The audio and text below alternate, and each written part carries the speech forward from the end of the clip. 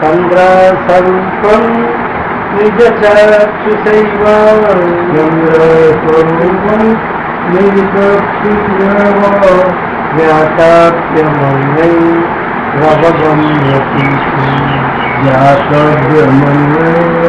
ज्ञातव्यमन्यैरवगम्यते दक्षुस्वरूपं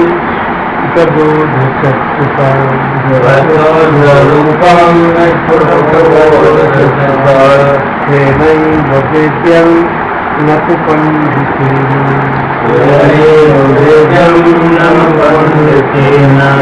चन्द्रस्वरूपं निजचक्षुषैव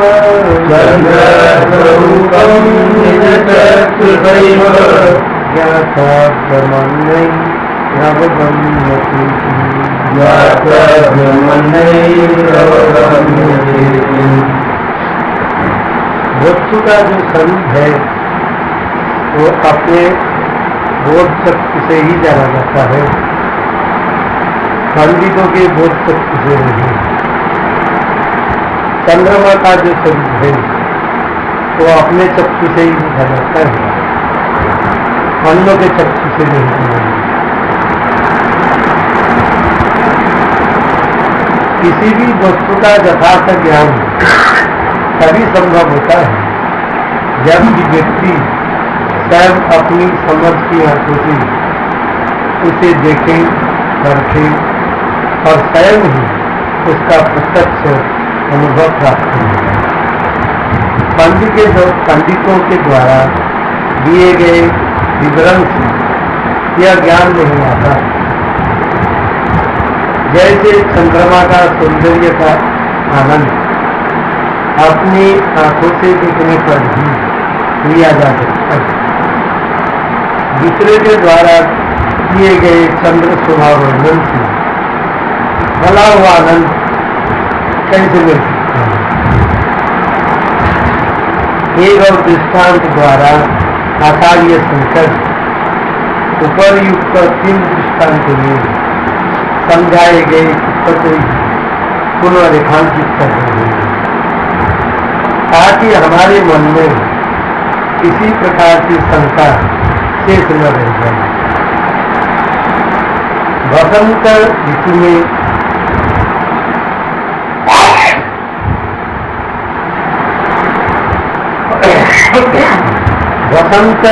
नीलाकाश में उदित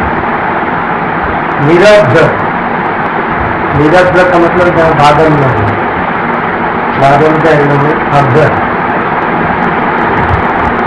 बादल से रहित चंद्रमा की सुंदरता, उसकी कांति एवं स्निग्धता की, स्निग्धता में शीतलता की, उसकी किरणों के माध्यम से प्रेरित होती हुई प्रेम, अनुराग और प्रशांति के संदेश को भला शब्दों द्वारा कैसे अभिव्यक्त किया जा सकता है, वो तो स्वयं अपनी आंखों से देखने और आनंद अनुभव करने का विषय है। कोई नेत्रहीन चांदनी रात के उस किसी संदेश का आनंद कभी भी नहीं मिल सकता,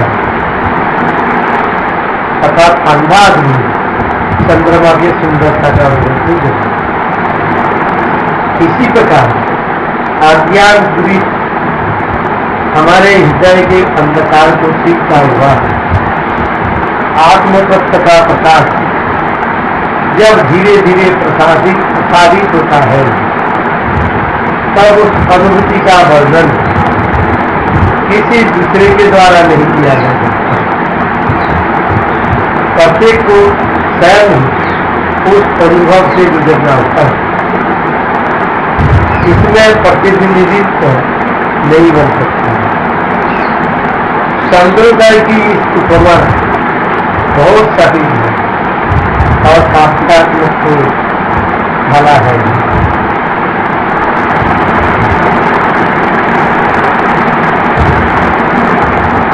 अविद्या काम कर्मादि आत्मबंधन विमोचितम् शक्नुयात् विनाशमानम् कल्पकोटिः शतैरपि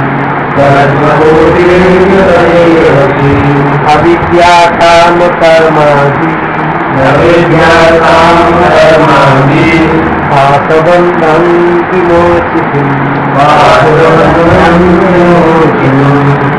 शक्नुयात् विनाशमानम् कल्पकोटिः शतैरपि अविद्या काम कर्मादि की श्रृंखला की। अविद्या का मतलब जो ब्रह्म विद्या के विपरीत है उसे अविद्या विद्या। अविद्या माया में रजोगुण और तमोगुण की प्रधानता है। अविद्या माया में सत्वगुण की प्रधानता है। अविद्या माने रजोगुण तमोगुण से जब सत्वगुण मलिन हो जाए तो जो अविद्या माया है। कर्म बने संसार की कामना, कर्मादि बने पाप और पुण्य कर्म के सत्ता। फिर हरेक के अंतकर्म में होता है। अविद्या माया की प्रधानता, काम की प्रधानता और परमार्थ की सत्ता। इसके श्रृंखला से बंधे बंधन से मुक्त होने के लिए 100 करोड़ कल्प तक भी शिवा अपने स्वयं से और कौन मदद कर सकता है।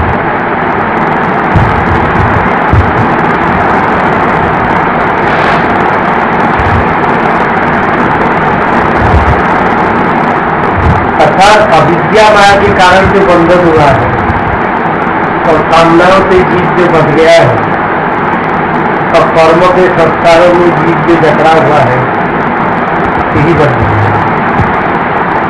ये स्वयं बन गया है और इस बंधन से मुक्त होने के लिए 100 करोड़ कल्प तक भी अपने अलावा दूसरा कोई मदद नहीं।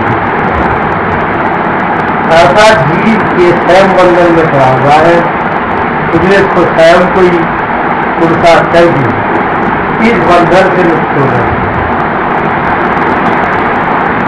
मनुष्य को अपने सत्स्वरूप का ज्ञान न होने के कारण बंधन महसूस होता है। मनुष्य जब तक अपने अविनाशी स्वरूप का अनुभव नहीं कर पाता है तब तक उसको लगता मैं दबा हुआ हूं, मैं दुखी हूं, मैं परेशान हूं, मैं क्लेश हूं। वास्तव में वो परिपूर्ण है। जीव का जो वास्तविक स्वरूप है वो सर्वत्र परिपूर्ण है, परंतु तीनों शरीरों से बढ़कर भी तो सीमित बन गया। असीम होने पर भी तो सीमा से बढ़ गया, परिपूर्ण होने पर भी तो एक जैसी बन गया। किंतु जब इस परिपूर्णता का बोध उसे नहीं होता है तब वो अपने को सीमित और बंधा हुआ महसूस करने लगता है। बद्ध का मतलब एक बद्ध जीव, एक मुक्त जीव। 4 प्रकार के जीव होता है। एक विषय जीव जो विषय भोग में लगा रहता है, एक पापी जीव तो पाप कर्मों में लगा रहता है, एक बद्ध जीव तीनों शरीरों में अभिमान करके बच गया, एक मुक्त जीव शरीर में रहता हुआ भी वो जीव है। ये 4 प्रकार के जीव संसार में, पापी, विषयी, साधक अथवा जिज्ञासु अथवा मुमुक्षु अथवा सात्विक और एक मुक्त, तीनों दोष है। परिपूर्णता की चाह में अपने को परिपूर्ण महसूस कर सकने के लिए उसके अंतकरण में नाना विध इच्छाएं जगती। तो जीव जब अपने स्वरूप को भूल जाता है तो तरह तरह की इच्छाएं मन में होती है। अधिक पुत्र की इच्छा, अधिक धन की इच्छा, अधिक यश की इच्छा, अधिक कृति की इच्छा, अधिक जीने की इच्छा, अधिक जानने की इच्छा करता है। संसारी विद्याओं को जानने की, अनेक भाषाओं को समझने की, इसी में फर्क है। और जो जानने योग्य वस्तु है उसको जानने का प्रयास नहीं करता, जिसके कारण वो अपने को बंधन महसूस करता है, सीमित महसूस करता है और जन्म में मरने वाला महसूस करता है। उसके अंतःकरण में नाना विधि इच्छाएं जागृत होती हैं। तो इच्छाओं के कारण विवेक की कमी। जब मनुष्य की बुद्धि में विवेक जागृत नहीं होता तो तरह तरह की इच्छा करके उस इच्छा की पूर्ति के लिए रात इंसान करता रहता है और ये कर्म संस्कारों में चिंतन होता है। एक इच्छाओं का जाल, दूसरा कर्म का जाल। कभी पाप कर्म करता है, कभी पुण्य कर्म करता है। पाप कर्मों के फल जब उदय होता है दुखी होता है, और पुण्य कर्मों के फल जब उदय होता है तब वो खुश शुद्धिकरण होता है। तो ये बदलते रहते, सुख भी हर समय मन में नहीं रहता और दुख भी हर समय नहीं रहता। सुख आते हैं जाते हैं, दुख आते हैं जाते हैं, ये क्षण क्षण में परिवर्तित हो रहा है। जैसे घड़ी के कांटा एक जगह में नहीं रहता, कभी ऊपर चलता है, कभी नीचे चलता है, कभी बीच में बोलता है, चलता ही रहता है रंजन में। जैसे नदियों का स्रोत चलता ही रहता है, जब तक सागर में नहीं पहुंच जाता तब तक शांति नहीं, चलते ही चलेंगे। इन इच्छाओं की पूर्ति करके वो अपने को आपका काम करना चाहता है। मनुष्य ये सोचता है इतना इच्छा अब रह गई, पहले इतनी इच्छा थी वो पूरी हो गई, अब दो चार है ये भी पूरी हो जाएगा, सब सोचेंगे आपका काम हो जाएगा, पूर्ण काम हो जाएगा। जब इतना पूरी हो गया, अब ये दो चार पूरी होने का तो एक भी काम न रह गया और शरीर छूट रहा है तो एक जन्म का कारण। अर्थात मनुष्य मरने से पहले बार बार मरता रहता है। दुखों से जुड़ जाना, अविद्या माया से जुड़ जाना ये मौत ही है, कामनाओं से जुड़ जाना ये मौत है, रजगुण से जुड़ जाना, तमगुण से जुड़ जाना ये मृत्यु ही है। तो ये शरीर के मोह डालने से पहले ये जीव अनेक बार मरता है तथा बार बार दुखी होता है। वो सोचता है आज दुख मिला चलो कल सुख मिला, इसी आशा में पड़ा है, इसी आशा की पूर्ति को मिला। इच्छाएं उसे कर्मों के लिए प्रेरित है। तो पहले संसार के चिंतन से उठता है, फिर उस चिंतन को नहीं रोका तो जिस विषय का वो चिंतन करता है उसमें आसक्ति है। आसक्ति का बेटा का नाम काम है, कामना पैदा है। फिर जब कामना पूरी नहीं होता तो क्रोध नहीं होता, और जब कामना पूरी होने लगता है तो लोभ हो जाता और होना चाहिए। कामना पूरी में यदि बलवान आदमी बाधा डाला तो भय पैदा होगा। ऐसे मन में कभी भय, कभी मन के अंदर दुख, कभी मन के अंदर मोह, और इन तीनों से जो है बुद्धि विकृत हो जाती है। बुद्धि के अंदर विवेक शक्ति जागृत नहीं होती। जब भय पैदा होता है तब बुद्धि के अंदर कंपन पैदा होता है, क्रोध पैदा होता है तब बुद्धि के अंदर हलचल पैदा होती है, चंचलता पैदा होती है। और जब लोग पैदा हो जाते हैं तो उत्तेजना बढ़ती है। ऐसे बुद्धि में रजगुण और तमगुण बढ़ते रहते हैं। बुद्धि को शांति नहीं मिलती, और बुद्धि के साथ जीव का संबंध है, इसलिए वो भी असाध्य है। वेदांत शास्त्र में इन्हीं तीनों को, अविद्या, काम और कर्म को मिलाकर हृदय ग्रंथि कहा गया। तीनों को मिला लो, अविद्या प्लस काम प्लस कर्म, इन तीनों को मिलाने से कहते हैं हृदय ग्रंथि। हृदय में गांठ पड़ गया।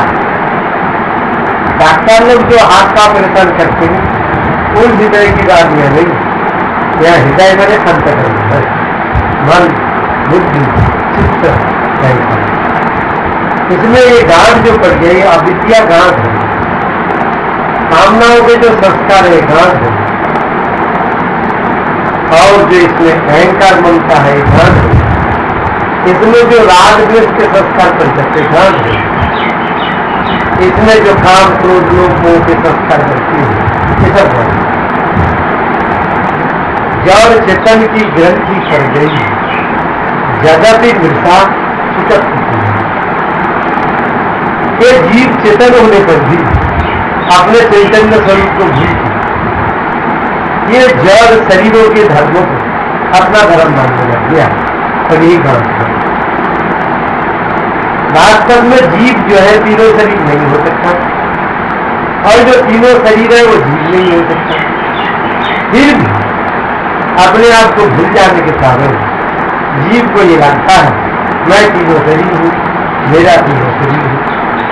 इनमें आकर्षित करते हैं, इसी का एक नाम है ग्रंथि, गांठ। ये गांठ यद्यपि मिथ्या है, तो मिथ्या मिथ्या कह भी रहो फिर भी ये टूटता है। तो ये गांठ कैसे टूटे? बोले जब सत्य में स्थिति हो जाती है, जब चेतन में स्थिति हो जाती है, जीव आनंद में स्थिति हो जाती है, एक अद्वैत सत्य में स्थिति हो जाती है, तभी गांठ हो गया। तो मिथ्या मिथ्या कहने से गांठ अद्वैत पता दे कहते रहो संसार मिथ्या मिथ्या है, और फिर भी वो संसार में बैठा हुआ है। परमात्मा के शरण में नहीं सोचा, अपने आत्मा में स्थित नहीं है, तो फिर गांठ दूर नहीं होता, बढ़ते ही चल गए। इसी को जड़ चेतन की ग्रंथि कहते हैं। जीव चेतन होने पर भी जड़ के धर्मों को जो अपना धर्म मान लिया, ये गांठ। वास्तव में ये तीनों ही जीव को बांधती है, अविद्या, काम और कर्म। काम माने या कर्म नहीं, काम माने कामना, कर्म अलग है, कामना अलग है। पहले मन में कामनाएं उठती है, कर्म बाद में। अर्थात अज्ञान के कारण जीव कुछ न कुछ कामना करता है, और कामना को पूरे करने के लिए काम करता है। तो मन में कोई कामना है तो काम करना ही है, शांति से बैठने। कोई भी मन में कामना पैदा हो, रात दिन उसमें, तो कामना को पूरी करती है। तो ये कामनाएं कभी पूरी नहीं होती है। जितना कामना पूरी होती जाती है उतना कामना बढ़ती है। अर्थात आदमी विषय भोगते भोगते विषयों की जो कामना है, शरीर तो बुरा हो जाता है, मरने चला जाता है, तो ये कामनाएं कभी बुरी नहीं होती, और ये कर्मों के संस्कार कभी बुरा नहीं होगा, ये जवाब है, और जिसके कारण जन्म लेना पड़ता है। यद्यपि ये जीव ईश्वर का अंश है, चेतन है, अविनाशी है, अमल है, सहज है, सुखराशि है, तो ऐसा होने पर भी अविद्या माया के चक्कर में आके कामनाओं से बंध के कर्म जालों में फंस के ये 84 लाख देने सजा, इसलिए उसके नाना विधि दुख का कारण है। ये वास्तव में सच्चिदानंद ब्रह्म होने पर अपने आप को भूल कर कि 84 लाख देने लगे। कभी जेरज जोनी में जाता है, कभी सेदर जोनी में जाता है। सेदर जोनी कहते जून खत्म या पसीना से पैदा होने वाला, जेल से पैदा होने वाला। उद्बीज जमीन खोदकर ऊपर उठने वाला नहीं, उद्बीज पेड़ पौधा।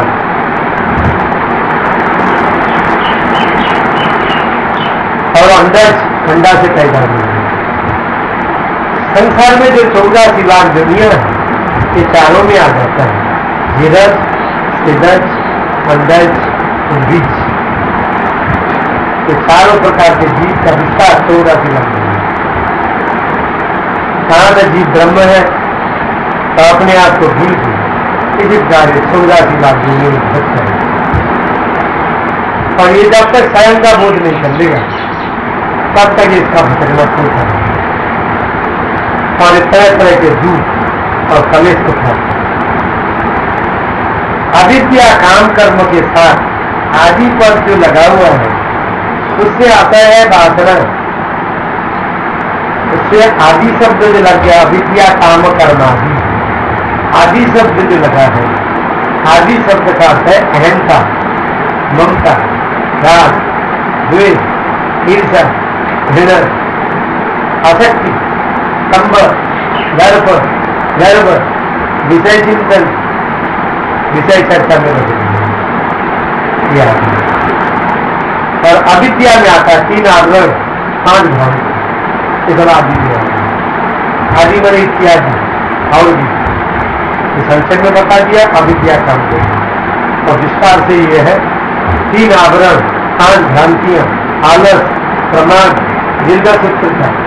ये जहां अविद्या काम कर्मों के संस्कार हुए, ये भी सब साक्षात है। आलस, प्रमाद, दीर्घ सूत्रता, जड़ता, असाध्य, जरूर इनसे जीव बन गए। जैसे रेशम के कीड़े रेशम से बच सकते, ऐसे ये जीव बार बार जन्म मृत्यु के चक्कर में पड़ जाता है। अजर अमर अविनाशी होने पर भी, परम धाम के वासी होने पर भी, सहज सुखराशि होने पर भी अपने को भूल के ये चक्कर से तो वासना से जो मनुष्य को काम्य कर्म की खरीद। इसी प्रकार जब तक पहले संसार में सत्य बुद्धि तो ये कामनाएं पैदा होती रहेगी। जब तक ये लग रहा है संसार सच्चा है, पृथ्वी, जल, अग्नि, वायु, आकाश, शब्द, स्पर्श, रूप, रस, शरीर और संसार में से यदि हम ये 5 महाभूत और 5 विषय को हम निकाल देते हैं तो ना शरीर बचेगा ना संसार। और संसार में ये लोग इन 10 में लगा हुआ है, 5 महाभूत में, इसमें मेरा भाग, और ये 5 विषय को भोगने के लिए जीव पाने। इसी का नाम है संसार। इससे जीव छूटने का जो कोशिश नहीं कर रहा है, इसी को सत्य समझ के, सुख रूप समझ के, नित्य समझ के, सार रूप समझ के ये बंद है, इसी का नाम बंद है। ये वासनाएं अज्ञान की परतों को और भी गहरी चढ़ती है। अज्ञान के पर एक तो ये अपने को पहले भूल जाता है, मैं चेतन कमल से सुग्रस्त हूं, ऐसा ये बात याद नहीं रहता। दूसरा फिर अज्ञान के पर 3 आवरण, असत्ता पादक आवरण, अभाना पादक आवरण, अनानंद पादक आवरण, या और माया की जाल इसमें फंसती है। असत्ता पादक आवरण में जीव जब फंसता है कहता है परमात्मा का है ही नहीं, तो दिखता है। अभाना पादक आवरण में फंसा तो परमात्मा का जो चैतन्य स्वरूप है, अपना जो परम प्रकाश स्वरूप है वो नहीं दिखता है। और अनानंद पादक आवरण में फंसा तो अपने को दुखी अनुभव करता है, आनंद का अनुभव नहीं करता।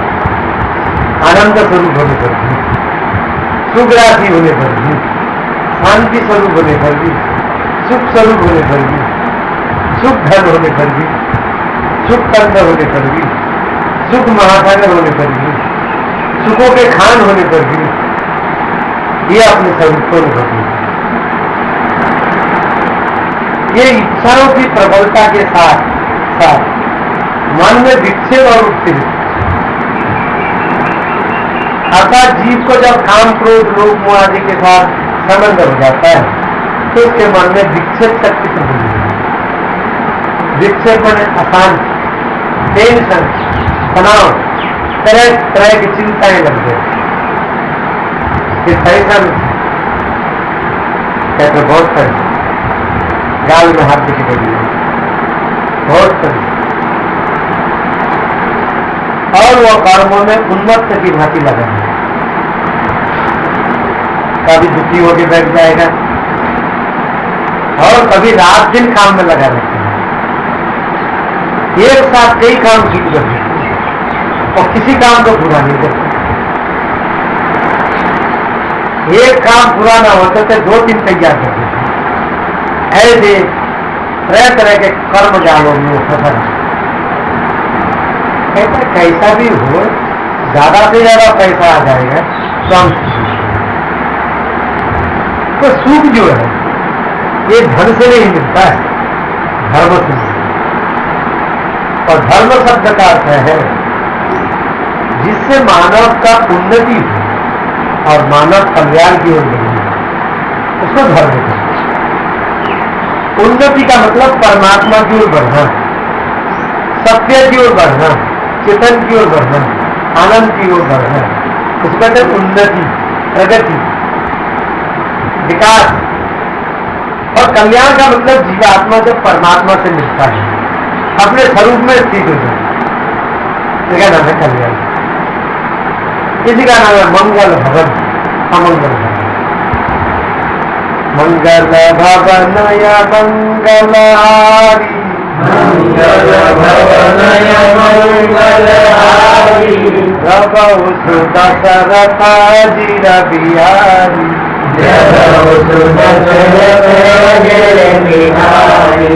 मंगल भवनय मंगलहारी, मंगल भवनय मंगलहारी, उमा सहित जय जपत पुरारी, उमा सहित जय जपत पुरारी, धर्मति विरति योगति ज्ञान, धर्मति विरति योगति ज्ञान, ज्ञान मोक्ष प्रद वेद बखान, ज्ञान मोक्ष प्रद वेद बखान।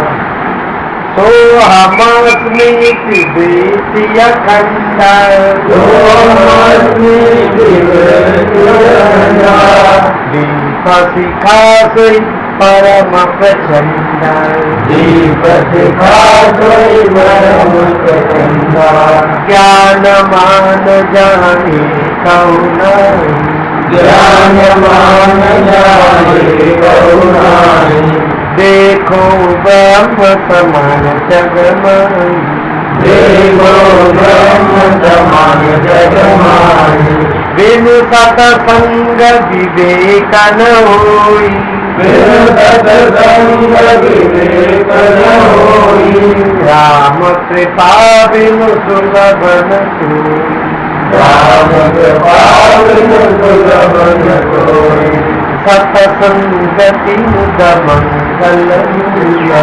सतसंगति मुद मंगल मूला, सोई फल सिद्धि सब साधन फूला, सोई फल सिद्धि सब साधन फूला, बड़े भाग पाइए सतसंग, बड़े भाग पाइए सतसंग, बिनु प्रयास होई कब भंग, बिनु प्रयास होई कब भंग, बहु काल करिए सतसंग, बहु काल करिए सतसंग, कभी होई मोह संशय भंग, कभी होई मोह संशय भंग, तात स्वर्ग अपवर्ग सुख,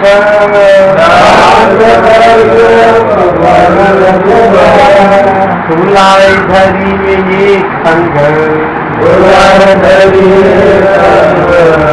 ये सकल तुलिते नारी, ये सकल तुलिते नारी, जो सुख लग सत्संग जो सुख लग सत्संग सियावर राम जय जय राम जय प्रभु राम जय राम जय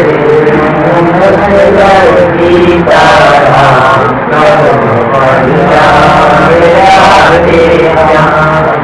राम सच्चिदानंद दिनेश राम सच्चिदानंद दिनेश जहाँ मोनीसा नहीं लबलेश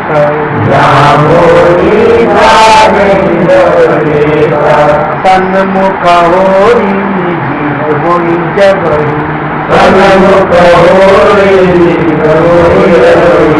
जन्म कोटि अगनासरी कबही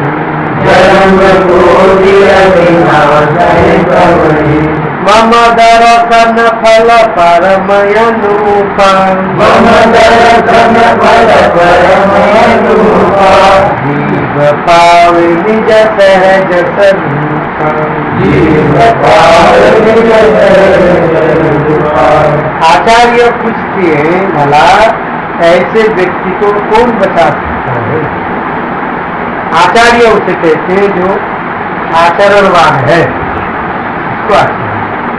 तो आजकल आचार्य भी एक डिग्री हो गया, 6 साल कोई संस्कृत पढ़ लेता है तो उसको आचार्य डिग्री हो गया। तो वास्तव में आचार्य वही होता है वेद जिसके आचरण में आ गया, अर्थात जो कर्मों में भी निपुण हो, उपासना में भी निपुण हो और ज्ञान में भी निपुण हो, योग में निपुण हो, समाधि में निपुण हो, समर्पण में निपुण हो, उसको कहते हैं आचार्य। जो परमात्मा में स्थित हो उसको आचार्य। आचार्यवान पुरुषो वेदा, वेदों में मंत्र आया है जो आचार्यवान पुरुष होता है कोई वेद को जानता है, कोई अपने को जानता है, कोई परमात्मा को जानता है। और जो परमात्मा को जान लेता है सब जानना होगा, क्योंकि ये परमात्मा सबके अंदर बैठा हुआ है। इसलिए जो परमात्मा को जान लिया तो सब जान लिया, क्योंकि ये सब जो दिखाई दे रहा है परमात्मा है। अनेक नामों से, अनेक रूपों से, अनेक गुणों से, अनेक दोषों से, अनेक जड़ पदार्थों से, चेतन पदार्थों से, चेतन प्राणी से, जड़ प्राणी के रूप से, स्थावर रूप से, जगत जंगम रूप से जितने भी प्राणियों का अनुभव हो रहा है ये सब परमात्मा है। गहराई में जाओगे तो सब परमात्मा दिखेगा, बाहर से दिखोगे तो भेद दिखेगा। और भेद दर्शन का नाम है अज्ञान, और सब में एक अभेद परमात्मा दिखी, इसका नाम है ज्ञान। तो ज्ञान में एक ही परमात्मा दिखता है और अज्ञान में परमात्मा नहीं दिखता, माया का अनुभव होता है, संसार का अनुभव होता है, शरीर, प्राण, इंद्रियों, अंतःकरण, कारण, शरीर, इसका अनुभव, अविद्या माया का अनुभव। आचार्य पूछते बड़ा ऐसा कौन व्यक्ति बता सकता है, ऐसा व्यक्ति को कौन बता सकता है जिसकी बुद्धि इतनी अव्यवस्थित हो गई हो। अव्यवस्थित बुद्धि अर्थात जिसके बुद्धि में रजगुण ज्यादा बढ़ गया हो, तमगुण ज्यादा बढ़ गया हो, विक्षेप शक्ति और आवरण शक्ति प्रबल हो गई हो, तो बुद्धि के अंदर सद्गुण बढ़ना चाहिए था, तो उसके जगह में रजगुण तमगुण बढ़ गया, इसलिए वो विक्षिप्त रहता है, बेवकूफ बना है, उसकी उल्टी खोपड़ी हो जाती है, तो पाप को पुण्य समझने लगता है और पुण्य को पाप समझने लगता है, उल्टी खोपड़ी। और विषय भोगों में सत्य बुद्धि करके विषय भोगों में वो अंधा और पागल हो गया। ऐसे बुद्धि का नाम है अव्यवस्थित बुद्धि, जिसके बुद्धि में सात्विक भाव नहीं रहा, न सतगुण दब गया, सतगुण भी नहीं दिखाई दे रहा, ये अव्यवस्थित बुद्धि है, तथा राजसी बुद्धि है, तामसी बुद्धि है, क्षिप्त बुद्धि है, विक्षिप्त बुद्धि है, मूढ़ बुद्धि है, बुद्धि में एकाग्रता नहीं है, बुद्धि में निरुद्धता नहीं है, शांत बुद्धि नहीं है, बुद्धि में उत्तमता नहीं है, और मन विक्षेप में भरा हो, और मन में हर समय अशांति बनी रहती है। इसलिए क्योंकि वो जो कामना करता है, जब तक वो कामना पूरी नहीं होती उसमें विक्षेप बना रहता है, दुखी बना रहता है। कामना पूरी हो जाता है लोग करते हैं, और कारण वह घोर कर्म में डूबा हुआ है। इसी प्रकार वो रात दिन घोर कर्म करते हैं। घोर कर्म का मतलब काम करने, कामनाओं की पूर्ति के लिए रात दिन कर्म करता है। तो ये कामनाएं कभी पूरी नहीं होती, इसलिए भगवान कहती हैं जब तुम काम करो तो कामना छोड़ के काम करो, क्योंकि जो कामना लेके काम करता है तो ये कामना पूरी ना हो तो कई कामनाएं कर कि कामनाओं की जंजीरों से, श्रृंखलाओं से वो बच जाते हैं। इसलिए जो सकाम कर्म करने वाली है और कामना लेके भजन करने वाली है तो विक्षिप्त है, क्योंकि कुछ किसी के लिए तुम काम कर रही हो और चाह रही है तुमसे अच्छा व्यवहार करे, तो उसने बुरा व्यवहार कर दिया, साथ दुखी हुई। और तुम भगवान के भजन कर रहे हो और उससे कुछ मांग रही हो और वो कामना नहीं पूरी किया तो मन में विक्षेप कर रही है। तो इसलिए भगवान कहते मेरे से कुछ मत मांगो, तो बिना मांगे इतना चीज मैंने तुम्हें दे दी, पहले वो कर जाते चुका हो। और संसार के लोगों के लिए काम करोगे तो उनसे कुछ मत मांगना, क्यों? उनके अंदर बहुत कामना है और वो दुखी रहते। किसी दुखी व्यक्ति के पास तुम सुख की चाह करो, सम्मान की इच्छा करो तो कहां से सुख? इसलिए कहते हैं संसारी लोगों के लिए काम करो तो उससे कुछ मत मांगो, जितना हो सके निस्वार्थ भाव से करो, निष्काम भाव से करो, अहंकार छोड़ के करो, ममता छोड़ के करो, अनासक्त भाव से करो, निर्लिप्त होकर करो। और मोह और भ्रम के रिश्तों के कारण व्यतीत हो रहा है। एक आदमी के अंदर जो मोह होता है ये सब बीमारियों के जड़ है। मोह सकल व्याधि न कर मूला,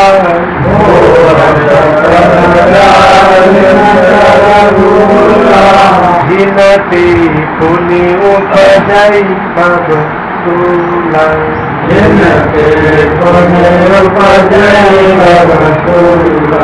देखिए सुनिए गुनिए मन माई,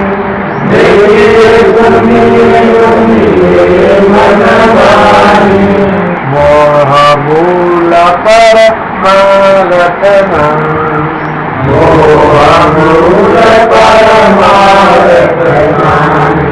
मोह निशा सब तो बनिहार,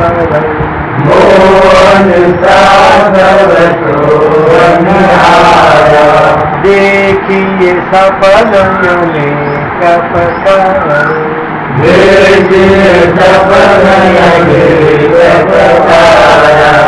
उमा कहूँ मैं अनुभव अपन,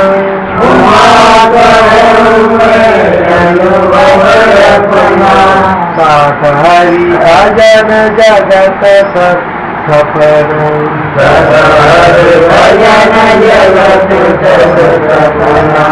गो गो चरण लगमन त्याई,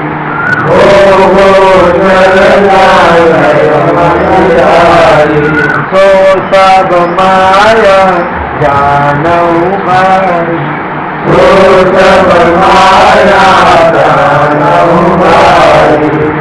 ये तुम्हारा स्थूल शरीर भी माया है और सूक्ष्म शरीर भी सूक्ष्म माया है और कारण शरीर अति सूक्ष्म है। और ये जो संसार अनुभव में आ रहा है ये भी माया है। और इस संसार के अंदर जो सूक्ष्म सृष्टि है वो भी माया है, वो सूक्ष्म माया है। और इसके अंदर जो त्रिगुणात्मिका प्रकृति है ये और सूक्ष्म है। इसी प्रकार जिधर देखो माया ही माया। इस माया के राज्य को जीव जब तक पार नहीं करता उसको अपना स्वरूप का दर्शन नहीं है। अपने स्वरूप को देखने के लिए मायातीत होना, तीनों गुणों को पार करना, तीनों भावों को पार करना और तीनों कर्मों को पार करना बहुत जरूरी है।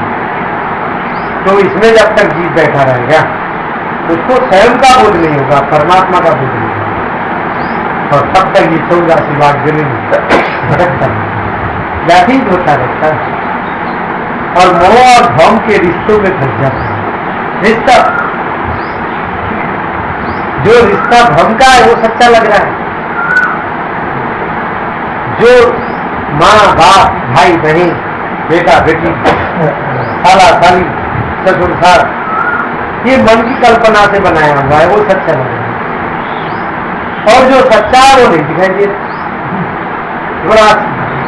लोग इसमें फंसा रहते हैं। तो मैं जिम्मेदारी की पालन कर रहा हूं, ये बहुत जरूरी है। बोले फिर भजन करना है जिम्मेदारी नहीं, बोले वो तो बुढ़ापा में निश्चय भी करेंगे। अभी तो संसार के बहुत जिम्मेदारी है। अभी माँ के लिए भी करना है, बाप के भैया के लिए, बहनों के लिए, बेटा के लिए, बेटी के लिए, पत्नी के लिए, सब रिश्तेदारों के लिए, कुटुंब के लिए, सबके लिए करना है। फिर जब बुढ़ापा आ जाएगी बोले बुढ़ापा क्या पता आए नहीं आए, कोई भरोसा तो नहीं कि आ जाएगा। तो कुछ लोग जवान उम्र में ही चल देते, कुछ लोग बचपन में ही चल देते, कुछ लोग माता के गर्भ से चल देते, कोई पता तो नहीं कि बुढ़ापा में चल बोले या सब। इसलिए जो बुद्धिमान व्यक्ति वो मोह आवरण और भ्रांतियों के चक्कर में नहीं जाता, इससे सिवाय दुख के अलावा कुछ नहीं। वेद कहते सत्र कामो पापोक एकत्र मनुष्य, जहां सब जगह में एक ब्रह्म का अनुभव हो रहा है, हर देशों में, हर कालों में, हर वस्तुओं में, हर दिशाओं में, हर घटनाओं में, हर परिस्थितियों में, हर कर्मों में, हर भावों में, हर गुणों में एक ब्रह्म का दर्शन हो रहा है। कह रहे वहां ना शोक होता है ना मोह। शोक और मोह उस जीव को प्राप्त होता है जो जीव अभी माया में बैठा है, संसार में बैठा है, संसार को छोड़ना नहीं चाहता, शरीर अभिमान को छोड़ना नहीं चाहता, माया में आसक्त हो रहा है। ऐसे जीव को शोक और मोह का गीता में भगवान कृष्ण कहते हैं कि ये जीव जब मोह की दलदल को पार कर देता है तभी योग को पार। योग क्या है? जीवात्मा और परमात्मा के मिलन को योग। जहां जीवात्मा परमात्मा के साथ मिलता है ये होता है उसको योग। तो योग की शुरुआत हुआ चित्त वृत्तियों का निरोध से और योग की समाप्ति हो गई जब जीवात्मा परमात्मा के साथ मिल गई। तो योग का पहला कदम चित्त वृत्तियों का निरोध, निर्विकल्प समाधि, और योग की जहां समाप्ति हुई वो कैवल्य मोक्ष है, एक अद्वितीय परमात्मा के अलावा और कुछ नहीं दिखाई देता। ये मंजिल की बात है, वहां योग मंजिल नहीं, यहाँ योग शुरुआत है। और नीचे आ जाओ तो यम है, नियम है, आसन है, प्राणायाम है, प्रत्याहार है, धारणा है, ध्यान है, समाधि है। तो योग दर्शन समाधि से शुरू करती है। बोले नहीं तुम उत्तम अधिकारी हो तो फिर जब नियम की जरूरत नहीं, समाधि में बैठती है। समाधि क्या है? जब तुम्हारा अंतःकरण मन बुद्धि चित्त अहंकार दृष्टा में जाकर दिए तो समाधि। और समाधि वाले ही परमात्मा का साक्षात्कार कर सकता है, अपने आत्मा का नहीं। और आत्मा परमात्मा की एकता का नहीं। तो इसलिए ये जो रिश्तों का बंधन है, ये जो संबंधियों का बंधन है, इसको अच्छी तरह से समझ लेना चाहिए।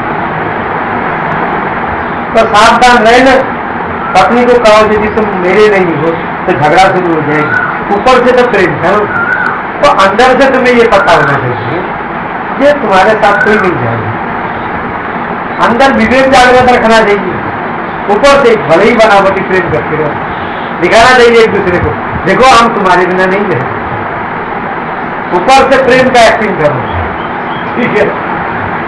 नहीं तो संसार में बड़ा झगड़ा शुरू हो जाएगा, तुम हमारी ध्यान ही नहीं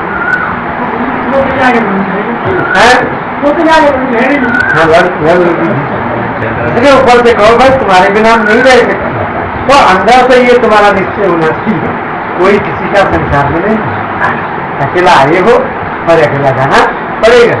इसलिए बीच में अकेला रहने का अभ्यास करो, तीनों शरीर को छोड़ के अकेला जीने की आदत है। तो ये सभी जानता है, कोई किसी के साथ अब नहीं जा रहा है, अकेला आएगा सब अकेला जाएगा। इसलिए मेडिटेशन का मतलब है, ध्यान का मतलब अकेला हो जाओ, अकेला का मतलब है स्थूल सूक्ष्म और कारण तीनों शरीर को छोड़ के जीवात्मा जब अपने स्वरूप में रहता हो अकेला हो, अकेला होना ही पड़ेगा, पहली शांति मिलेगी। और जब तक स्थूल सूक्ष्म और कारण के साथ रहो तो तरह तरह के दुख, कलेश, भय, अशांति, विक्षेप, क्षोभ ये सब पैदा होते रहते हैं, उत्तेजना। इसलिए बाहर से खूब प्रेम दिखाते रहो, और अंदर से ये तुम्हें निश्चय होना चाहिए, देख लिया दुनिया के सारा नजारा, ना हम किसी के ना कोई। ये अंदर बात रखिए, ऊपर से मत कहिए झगड़ा शुरू हो जाए। ऊपर से कहोगे जैसे तुम हमारा नहीं हो, हम तुम्हारे लिए, झगड़ा शुरू हो जाएगी। ऊपर से तो कहते हो हम तुम्हारे हैं, हम तुम्हारे हैं, हम तुम्हारे हैं, तुम हमारे हो। ऊपर से अच्छी रह सकते ना, तो आपको अंदर से विवेक जागृत रखो, ये सब अकेला है, ये अकेला है, ये बीच बीच में अकेला रहने की आदत है। तो प्रश्न का उत्तर प्रश्न में ही नहीं है, प्रश्न का उत्तर प्रश्न में ही नहीं है, उसके स्वयं के सिवाय उसकी मदद और कौन कर सकता। अर्थात बंधन से मुक्त होने के लिए, तीनों शरीरों से ऊपर उठने के लिए, पांचों कोषों को पार करने के लिए, भवसागर के पार जाने के लिए, माया सागर का अतिक्रमण करने के लिए, तुम्हारे बदले में यदि पत्नी मदद करे, साधना करे, तो उससे तुम्हें कोई लाभ नहीं होगा, या बेटा बेटी करे तो तुम्हें कोई लाभ नहीं होगा।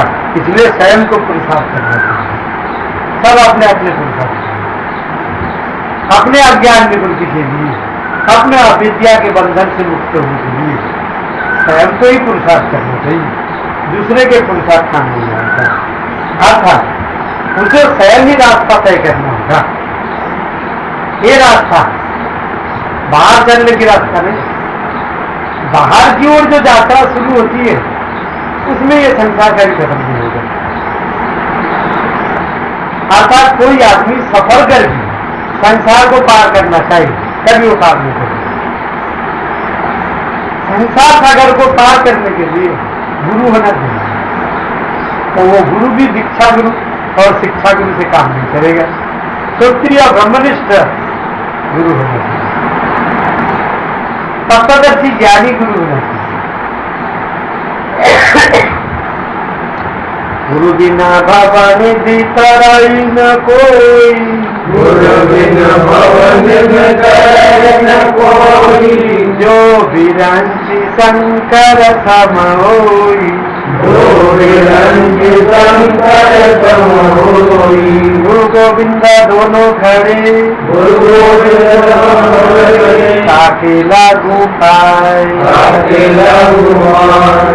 बलियारी गुरुदेव की, बलियारी गुरुदेव की, गोविंद दियो बताए, गोविंद दियो बताए, गोविंद दियो दिखाए, गोविंद दियो दिखाए, गोविंद दियो मिलाए, गोविंद दियो मिलाए। 3 लोक 14 भुवन में, 3 लोक 14 भुवन में, गुरु से बड़ा न कोई, गुरु से बड़ा न कोई, करता भी न कर सके, करता भी न कर सके, गुरु करे तब हो, गुरु करे तब हो।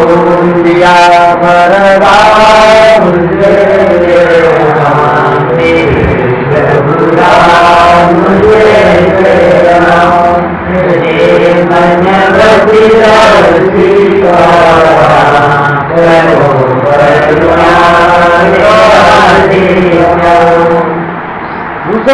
उसकी मदद नहीं कर। इस मामले में जो है आत्मज्ञान के लिए दूसरे की मदद काम नहीं आएगा, इसलिए यहाँ स्वयं को ही पुरुषार्थ करना चाहिए और रात दिन पुरुषार्थ होना चाहिए। ये नहीं 1 आध घंटा भजन में बैठ गया, बाकी समय हम संसार के चिंतन में डूब गए तो काम नहीं बनेगा। संसार के काम करते समय भी अपने स्वरूप की विस्मृति नहीं होना चाहिए, अपने स्वरूप के याद करते रहना चाहिए, निरंतर याद होना। जैसे मन कुछ ना कुछ सोचता रहता है तो उससे बंधन हुआ, इसलिए अब मन को ये कहना है अब तुम सोचो तुम्हारा जो वास्तविक शरीर, जीव का जो वास्तविक शरीर, परमात्मा का जो वास्तविक शरीर, केवल हमने दिशा बदल दिया। अब जब हम संसार की ओर यात्रा कर रहे हैं, अब अंदर की ओर यात्रा शुरू हो गई। बहिर्मुखी सदा दुखी, जो बाहर भटकता रहता है उसको दुखी दुख मिलता है, उसको संसारी संसार नजर आता है। और जो अंदर की ओर यात्रा शुरू करता है, अंदर की यात्रा कैसे? पहले संसार से स्थूल शरीर में आ गया, फिर स्थूल शरीर को छोड़ के सूक्ष्म में आ जा, फिर सूक्ष्म शरीर को छोड़ के कारण शरीर में आ जा, फिर कारण को छोड़ के जीव में आ जा, फिर जीव को छोड़ के आत्मा में आ जा, अपने में आ जा। इसका नाम है पीछे की ओर लौटना। संसार में आगे की ओर बढ़ने से संसार का अभाव नहीं होता, और जब अंदर में हम यात्रा शुरू करते हैं पीछे की ओर लौटते रहते हैं। हम आए कहां से? आत्मा से, अपने से, तो अपने को भूल गए, अब अपनी ओर यात्रा शुरू कर देते हैं। तो ये अंतर यात्रा है। जब हम अंदर की ओर यात्रा शुरू करते हैं तो एक दिन स्वयं का बोध हो जाता है, और जब संसार की ओर हम यात्रा शुरू करेंगे ये यात्रा कभी शुरू खत्म नहीं होगी। संसारी संसार नहीं, चाहे पूरे एशिया महादेश घूम लो, चाहे यूरोप घूमो, चाहे अफ्रीका, चाहे ऑस्ट्रेलिया, चाहे अंटार्कटिका, चाहे उत्तर अमेरिका, चाहे दक्षिण अमेरिका, 7 महाद्वीप में कहीं भी चले जाओ तो आपको 500 तक का जलापूर नहीं दिखाई देगा। सब जगह में ये 500 और 500 फिर नहीं खत्म हो गया। अतः कोई भी आदमी सफर करके संसार को पार नहीं कर सकता। पर संसार वास्तव में है क्या? मन का ही नाम होता है। मन के चंचलता का नाम संसार है। मन जब तक चंचल है, सोच रहा है तो संसार दिखाई देगा, और जब मन आत्मा में स्थिर हो जाए तो वहां संसार नहीं दिखेगा। इसलिए मन के स्थिरता का नाम है परमात्मा, आत्मा, और मन के चंचलता के नाम, मलिनता के नाम है संसार। पीछे लौटना, पलट जाना, उल्टा नाम जपत जग जाना, और वाल्मीकि भय ब्रह्म उलट जाना। पानी में मीन प्यासी, मुझे सुन सुन आवे हंसी, पानी में मीन प्यासी। मछली पानी में रहता है और उसके प्यास नहीं बुझता है, तो प्यास उसका तभी बुझता है जब वो पानी के ऊपर आके पलट खाता है और पानी अंदर जाता है। और जब तक पानी में वो यात्रा करता है तो पानी अंदर नहीं जाता, जब पलट खाता है तब अंदर नहीं जाता। ऐसा हमें भी संसार से पलट जाना है, माया से पलट खानी है, स्थूल से पलट जाना है, सूक्ष्म से पलट जाना है, कारण से पलट खाना है। इसी का नाम है पीछे की ओर लौटना। जहां से तुम आए हो उधर फिर यात्रा शुरू कर, पीछे लौटना। स्थूल से सूक्ष्म की ओर यात्रा, सूक्ष्म से कारण की ओर यात्रा, कारण से जीव की ओर यात्रा, और जीव से आत्मा की ओर यात्रा। आत्मा में जाके वो मंजिल है, वहां जाने के बाद मंजिल पहुंच गए फिर यात्रा समाप्त हो गई, फिर कहीं जाने की जरूरत नहीं। इसलिए जब तक स्वयं का बोध नहीं हो जाता है तब तक यात्रा जारी रहनी चाहिए, बंद नहीं होना चाहिए, विश्राम नहीं करना चाहिए बीच में, कहीं चलते जाओ, चलते जाओ। जैसे हनुमान जी सीता जी के खोज के लिए जा रही है, समुद्र पार कर रही है। मैनाक पर्वत सामने आया, उन्होंने कहा तुम थोड़ी देर विश्राम कर लो, तो समुद्र बहुत लंबे छोड़ दिए, थक जाओगे, विश्राम कर लो। बोले राम काम किए बिना मुही काम विश्राम, जब तक राम नहीं मिल जाए, परमात्मा नहीं मिल जाए, तब तक विश्राम करना ही नहीं। तो हम जो संसार में आए हैं परमात्मा से मिलने के लिए, आत्मा में स्थित होने के लिए, और वो काम जब तक हो नहीं तब तक विश्राम नहीं करना चाहिए, ज्यादा सोना नहीं चाहिए। क्योंकि जो जागत है सो पावत है और सोबत है सो सोबत है। प्रभु जागत है और तुम सोबत है, धर्म की बात। प्रभु जागत है, भगवान हर समय जाग रहेंगे, तुम सो रहे हो। ये सोना क्या है? मोहरूपी नींद में सोना ही सोना। जब तक मोह है तो तुम सो रहे हो, और ज्ञान है तो जाग रहे हो। आत्मा ज्ञान में स्थित हो तो जाग रहे हो, और देहाभिमान में स्थित है तो तुम सो रहे हो। कल्प विश्व सृष्टि के क्षण से प्रलय तक की अवधि को होती। कल्प विश्व की सृष्टि होना शुरू हुआ और जब तक उसका प्रलय के समय नहीं हुआ, तो सब प्रलय एक ही नहीं है, 4 प्रकार के प्रलय होती। एक है नित्य प्रलय, रोज तुम गहरी नींद में चली जाती हो, ये संसार का प्रलय है। अगर तुम्हारे लिए प्रलय हुआ, जो आदमी जाग रहा है उसके लिए प्रलय नहीं हुआ। जब तुम गहरी नींद में चली जाती, न ये स्थूल संसार दिखाई देता है, न सूक्ष्म सृष्टि का अनुभव होता है नींद में। इसलिए नींद भी एक प्रलय है, गहरी निद्रा, और इसमें बड़ा सुख है। जागृत अवस्था में इतना सुख नहीं मिलता, और सपन अवस्था में इतने देर सुख नहीं मिलता जितना नींद में सुख मिलता आदमी को। अतः 5-6 घंटा भी सो गया या 2-3 घंटा भी सो गया तो उस समय सुख बना रहता है, दुख नहीं। नींद में जब तक आदमी रहता है उसको सुख का ही अनुभव होता है, दुख का अनुभव। तो ये सुख भी वास्तव में ब्रह्म सुख नहीं, ये सुख तामसी सुख है। तमोगुण में बड़ा सुख है, तामसी सुख है, बेहोशी का सुख है, जड़ता का सुख है। इसलिए वहां सुख ज्यादा होता है, क्योंकि न जागृत के सृष्टि का वहां अनुभव होता है, न सपन के दुनिया का वहां अनुभव, न स्थूल संसार का वहां अनुभव होता है, न सूक्ष्म सृष्टि का वहां अनुभव होता है। तमोगुण से ढका हुआ आनंद का अनुभव होता है नींद में। तो जो ब्रह्मानंद है, जो आत्मानंद है, उसमें तमोगुण भी नहीं होता।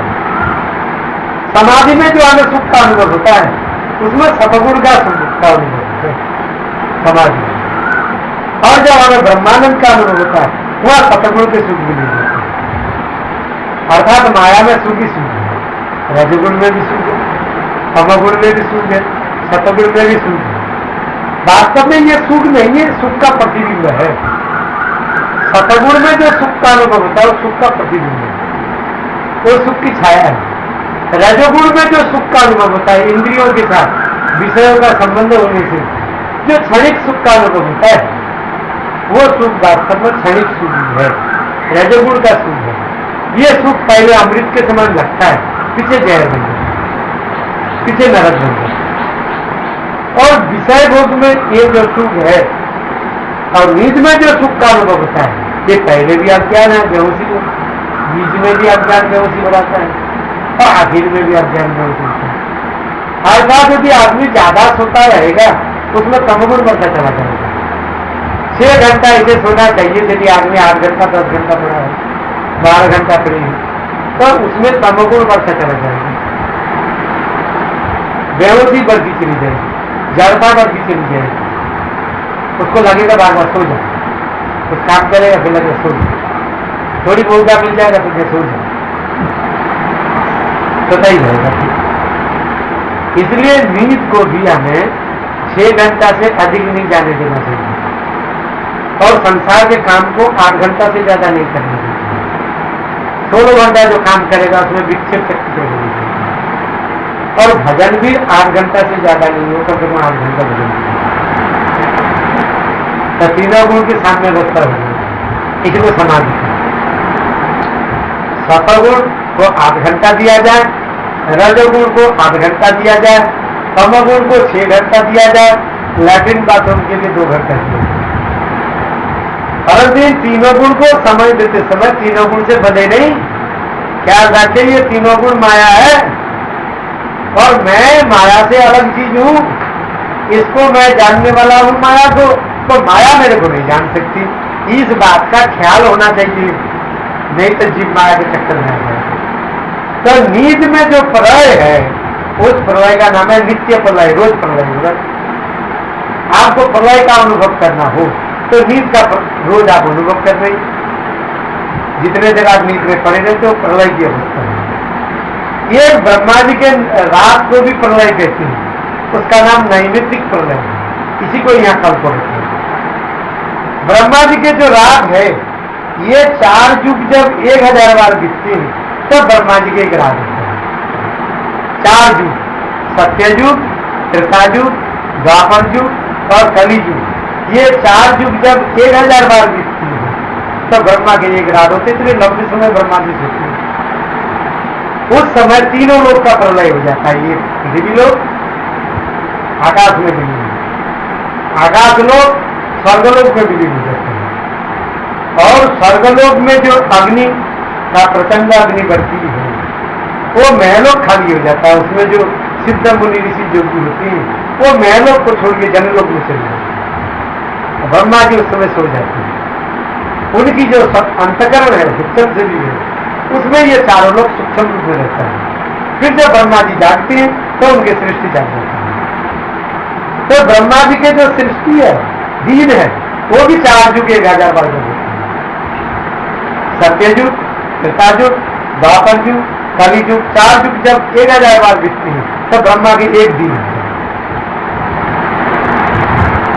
तो कितने लंबे समय तक ब्रह्मा जी काम करते हैं और इतने लंबे समय तक ब्रह्मा जी सोते।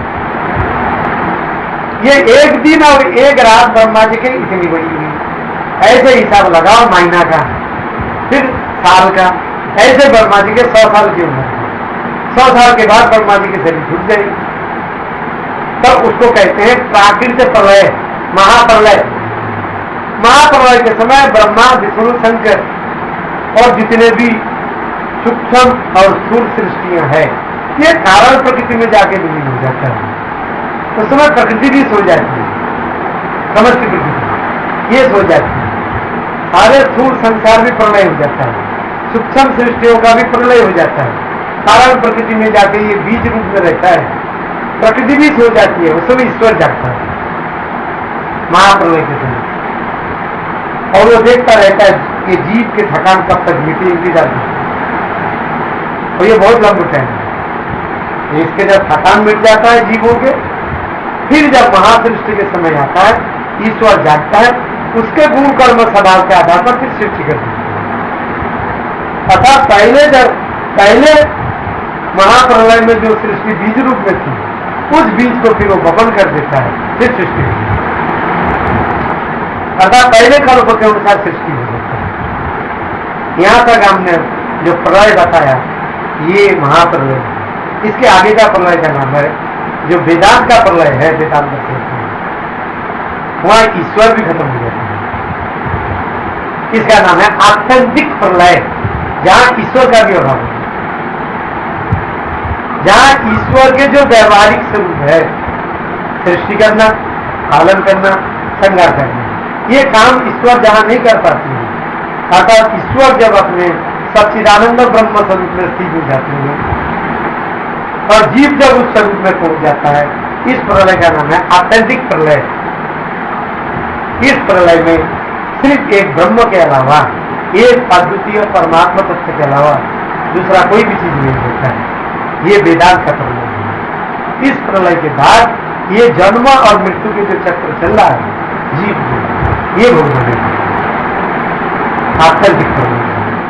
अर्थात ये हुआ आत्यंतिक प्रलय का अर्थ ये हुआ सच्चिदानंद एक अद्वितीय ब्रह्म में जो अखंड स्थिति है, ये जो अखंड ब्राह्मी स्थिति है, इसी का नाम हो गया आत्यंतिक प्रलय।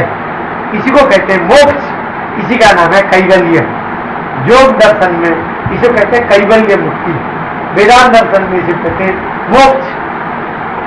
अब यहाँ जीवात्मा परमात्मा के साथ एक हो गया, अलग परमात्मा हो गया। अब भेदभाव यहाँ नहीं, सारे भेदभाव जीव के अंदर जो था वो खत्म हो गया। जीव ईश्वर में जो भेदभाव था तो यहां जाके खत्म हो गया। तो इसी प्रकार 4 प्रकार के प्रलय को हमें समझ लेना चाहिए। इसमें 3 प्रलय को पार करना चाहिए। तो सुप्ति रूप जो प्रलय, नित्य प्रलय, एक नैमित्तिक प्रलय ब्रह्मा जी के रात्रि, और एक महाप्रलय जहाँ ईश्वर केवल जागता है, बाकी सब हो जाती है।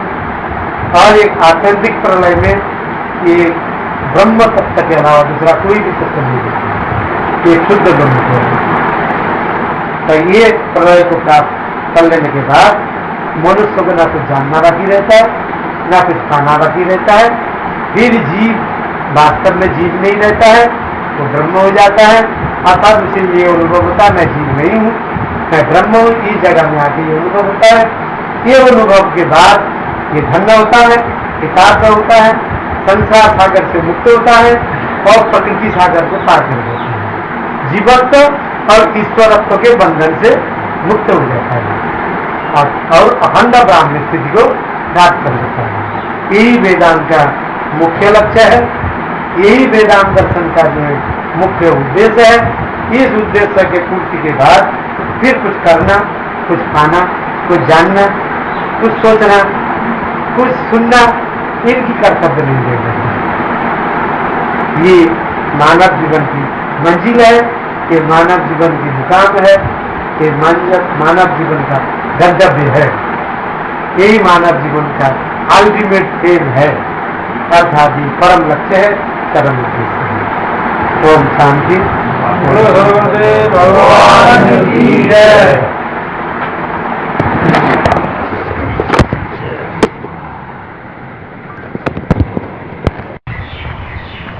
उसके कारण यह संभव होता है। यह तनाव अपने आप में कोई क्रिया नहीं है, वह क्रिया की संभावना अथवा गतिशीलता है। और पुरुष स्वयं सक्रिय नहीं है, तो निष्क्रिय है।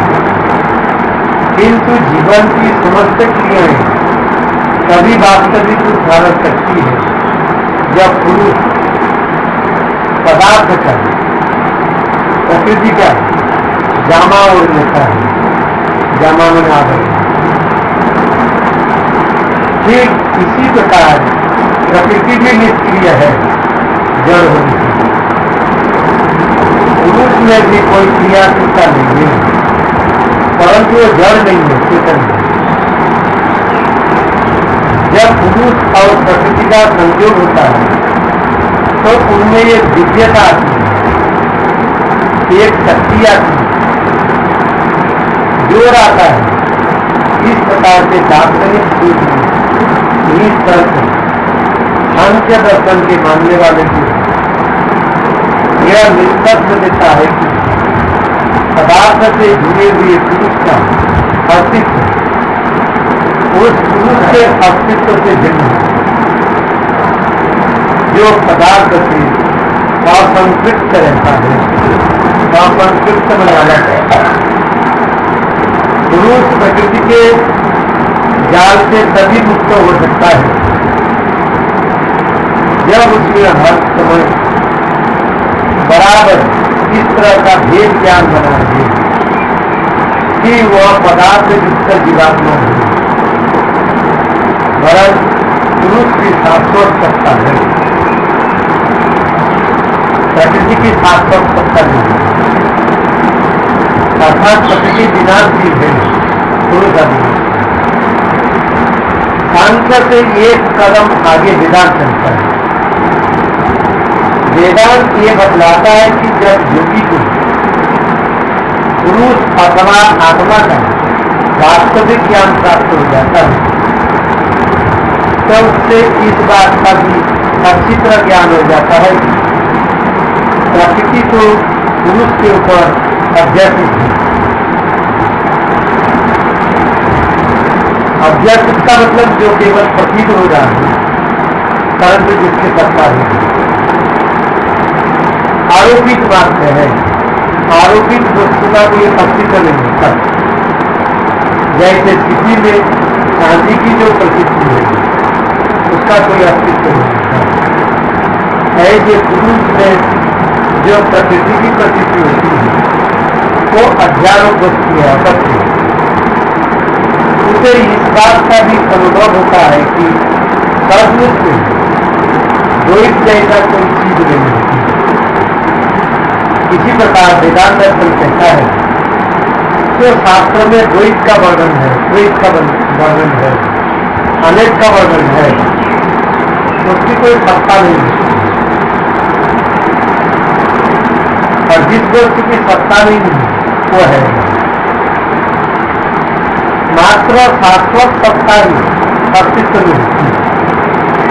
तथा पुरुष का जो स्वरूप है वही शाश्वत सत्ता है जो सर्वत्र व्याप्त है और सूक्ष्म से भी सूक्ष्म में व्याप्त है। अर्थात पुरुष का जो अस्तित्व है और स्थूल में भी व्यापक है, सूक्ष्म में भी व्यापक है, कारण में भी व्यापक है, और इन सब में व्यापक होता हुआ है, इन सबसे असंग है। और वो यह शुद्ध चित्त का ही है। इसी प्रकार जो पुरुष है और शुद्ध चेतन है। प्रस्तुत श्लोक में कर्मों का प्रयोग, मीमांसा दर्शन प्रयुक्त कर्म क्या अनुष्ठान है। यहाँ कर्मों के बारे में बताया कि नौ कर्मना, कर्मों से जो है मोक्ष की प्राप्ति नहीं होती। यहाँ कर्म से पूर्व मीमांसा को लिया गया है। पूर्व मीमांसा में कर्मकांड आ जाता है। इसमें यज्ञ, दान, तप, व्रत, उपवास, परोपकार, जाप, ध्यान, पूजा पाठ, तीर्थ, अर्पण, तीर्थवास, तीर्थस्नान, मीमांसा कर्मकांड में विश्वास करती है। उनके अनुसार यज्ञादि कर्म करते हैं मानव पुण्य अर्जित करता है और स्वर्ग के आनंद भुगता है। तो शरीर छूटने के बाद ही ये होता है, जिसे भी स्वर्ग के आनंद के लिए नहीं होता। शरीर छूटने के बाद वो स्वर्ग में जाता है। यहाँ जो यज्ञ किया है उसका फल वहां जाता है। भोग लेने के बाद उसका पुण्य क्षीण हो जाता है और पुण्य क्षीण हो जाने के बाद फिर उसको मृत्यु लोक में ढकेल दिया जाता है। और फिर जब मृत्यु लोक में आता है फिर अपने पुण्य इकट्ठा करने के लिए यज्ञादि कर्म करते हैं। उनके लिए यही मोक्ष है। इसी प्रकार जो कर्मकांडी लोग हैं वो आत्मा परमात्मा की एकता का अनुभव नहीं करता। वो स्वर्ग में जाके विषय भोगना किसी को मोक्ष मानता है और इसी को ये अमृतत्व मानता है। अर्थात स्वर्ग में जो देवताओं के बहुत बड़ा उम्र हो जाता है, किसी को अमर होना मानता है। तो देवता लोगों को जो अमर बताया गया है, ये अमरता का अर्थ हो कभी मरता नहीं, ऐसा अर्थ नहीं।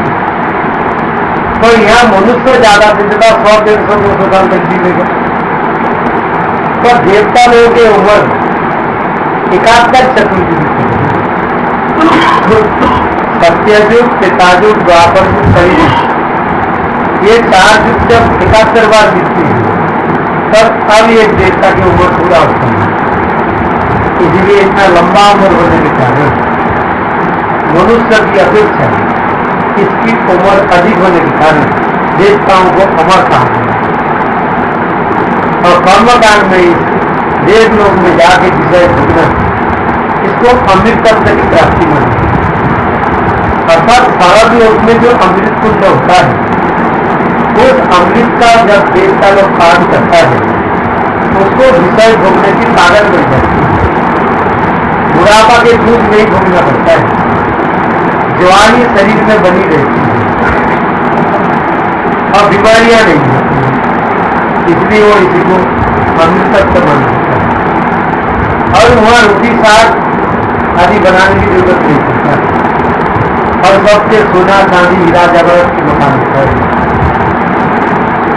और वहां अमृत पान करने की स्वर्ग में जो अमृत पान करते हैं उससे कोई अमर नहीं होता, तो उससे उम्र बढ़ जाती है। और मृत्यु लोक में जो बुढ़ापा के दूध है और जो यहाँ बीमारियों के दूध है वो स्वर्ग के देवताओं को होता है। इसलिए इसको अमृतत्व की प्राप्ति होती है। कर्मकांड में वास्तव में जो आत्मा परमात्मा की एकता की ओर वही अमृतत्व है। स्वर्ग के अमृत पान करना ये अमृतत्व प्राप्ति है।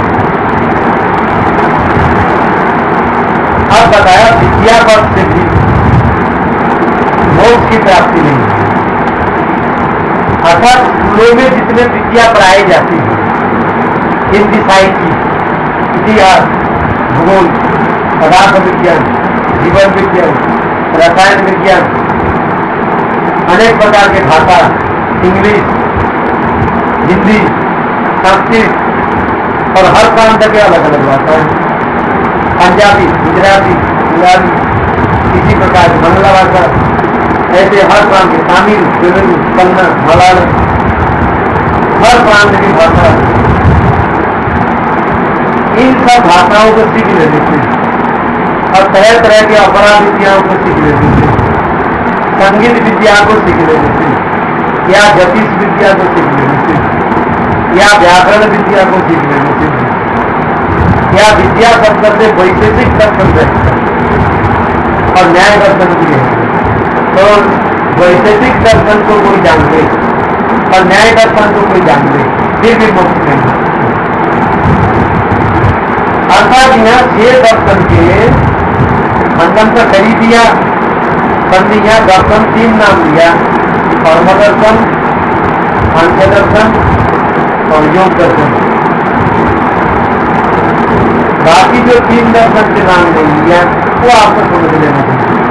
तो वे खास दर्शन 3 का खंडन हो गया तो बाकी तीनों दर्शन से भी, तीनों दर्शन में वेदांत दर्शन की चर्चा कर सकती है और न्याय दर्शन का खंडन है और वैशेषिक दर्शन का तो ये 5 दर्शन के खंडन हो जाने से बाकी स्कूलों में जितने भी अपरा विद्या पढ़ाई जाती है उसके द्वारा परमात्मा की प्राप्ति नहीं है। इसके अलावा भी भारतवर्ष के अंदर जो बौद्ध दर्शन है, जैन दर्शन है, यहूदी दर्शन है, पारसी दर्शन है और सिख दर्शन है और ईसाई दर्शन है, तो इनके द्वारा भी आत्मा परमात्मा की एकता का बोध होता है। इसलिए यहाँ एक आत्मा परमात्मा के एकता के दर्शन से ही मुक्ति होती है, ये बात मुझसे कही। एक तो वैदिक संदर्भ, दूसरे उसके शाब्दिक अर्थ है। वैदिक संदर्भ में विद्या का अर्थ ध्यान, भक्ति युक्त उपासना है। कहेंगे विद्या शब्द का अर्थ किया है उपासना का। वेदों में 16,000 श्लोक इसमें उपासना कांड के ऊपर है, 80,000 श्लोक कर्मकांड के ऊपर है और 4,000 श्लोक ज्ञान कांड के ऊपर।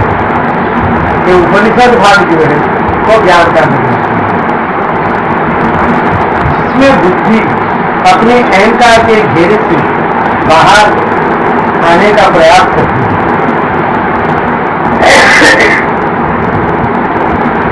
उपासना कांड में भावना की प्रधानता होती है और भावना मन के सूक्ष्म कर्म को बताया गया।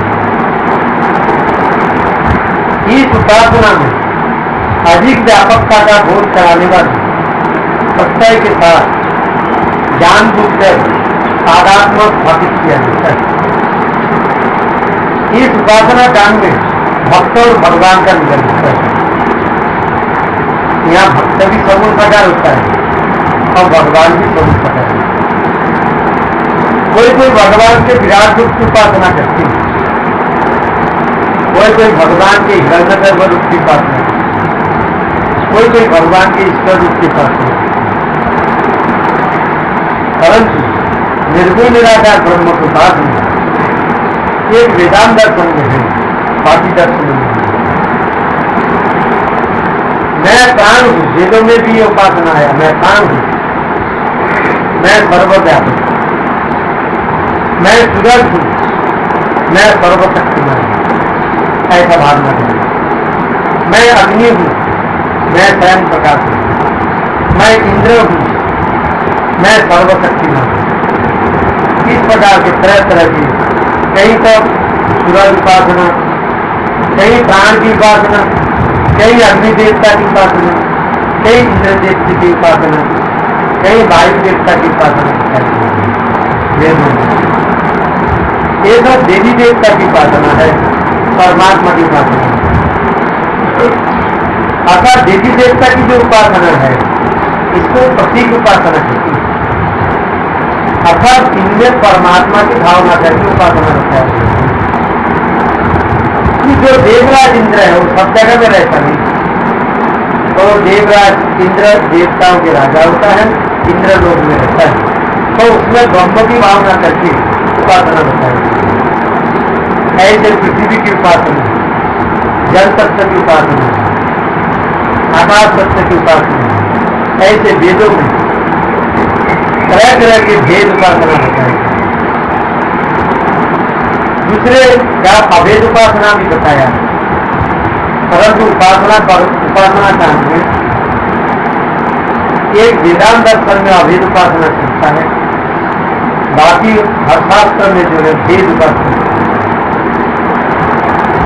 ब्रह्मा की उपासना, विष्णु की उपासना, शंकर की उपासना, हनुमान की उपासना, गणेश की उपासना, सूरज की उपासना, ये भी भेदभाव से होते हैं। कोई स्वामी सेवक भाव से, कोई पिता पुत्र भाव से, कोई अंश भाव से उपासना करते हैं। दूसरे यानी शाब्दिक अर्थ पर ध्यान दें तो विद्या का मतलब मात्र होता है सीखना, जो पुस्तकीय ज्ञान है। अर्थात यहाँ अपरा विद्या लिया गया। अर्थात दो प्रकार की विद्या होता है, एक परा विद्या, एक अपरा विद्या। अपरा विद्या में सारे संसार के ज्ञान होता है और परा विद्या में एक परमात्मा का ज्ञान है। तो परमात्मा का ज्ञान जब तक प्राप्त नहीं होता है, जीव को मोक्ष नहीं हो सकता। और अपरा विद्या की प्राप्ति करके ये संसार में पैसा कमा सकता है, मान अर्जन कर सकता है, परंतु ये जीवन के दुखों से मुक्त नहीं हो सकता। ये जो तीनों प्रकार के दुख हैं, आदि भौतिक, आदि दैविक और आध्यात्मिक, ये जो तीनों शरीरों से दुख प्राप्त होता है, तीनों अवस्थाओं से दुख प्राप्त होते हैं, और ये जो तीनों गुणों से दुख प्राप्त होते हैं, ये वास्तविक सुख की प्राप्ति की नहीं। इसलिए जो रटा हुआ ज्ञान है उससे कल्याण नहीं। वास्तव में ज्ञान है आत्मा परमात्मा की एकता की ओर। ये ज्ञान जब होता है तभी साधक का कल्याण। उपरयुक्त सभी उपाय आत्म विकास के ही उपाय हैं, जीवन का साधन। अर्थात जो जब तक साधक वेदांत दर्शन में नहीं आता है तब तक वो कोई ना कोई साधना में लगा रहता है, और जब तक उसके अंदर विचार शक्ति का जागृत नहीं होता है तो वो कोई ना कोई साधना में ही लगा रहता है, साध्य तक पहुंच नहीं होता। जो साध्य होता है वो मंजिल होता है, और जो साधना होता है वो मार्ग होता है। कोई किसी मार्ग में चल रहा है और मार्ग को जब वो मंजिल समझ लेता है तो मंजिल तक नहीं पहुंच सकता। तो मार्ग जहां समाप्त हो जाता है, मंजिल का वो जब ख्याल रखता है, तो मार्ग कभी मंजिल नहीं हो सकता और मंजिल में मार्ग नहीं होता। इसलिए जहां मार्ग की समाप्ति हो जाती है तब साधक जो मंजिल में पहुंचता है। तब वेदांत दर्शन कहता मंजिल आत्मा और परमात्मा के एकता की और मुक्ति की मंजिल है, बाकी सब मार्ग है। तो मार्ग अनेक है तो मंजिल है। तो कुछ लोग का कहना है ये है अनेक मार्ग तो है तो सब मार्ग परमात्मा तक ले जाता है, ये गलत बात है। कुछ सब मार्ग परमात्मा तक नहीं ले जाएगा।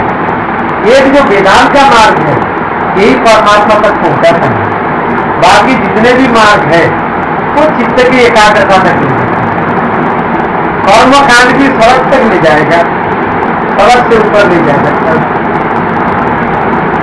और उपासना कांड जो है वो अपने उपासक देवता के लोग तक पहुंचा सकता है, तो वो आत्मा परमात्मा की एकता का विरोध नहीं करा सकता।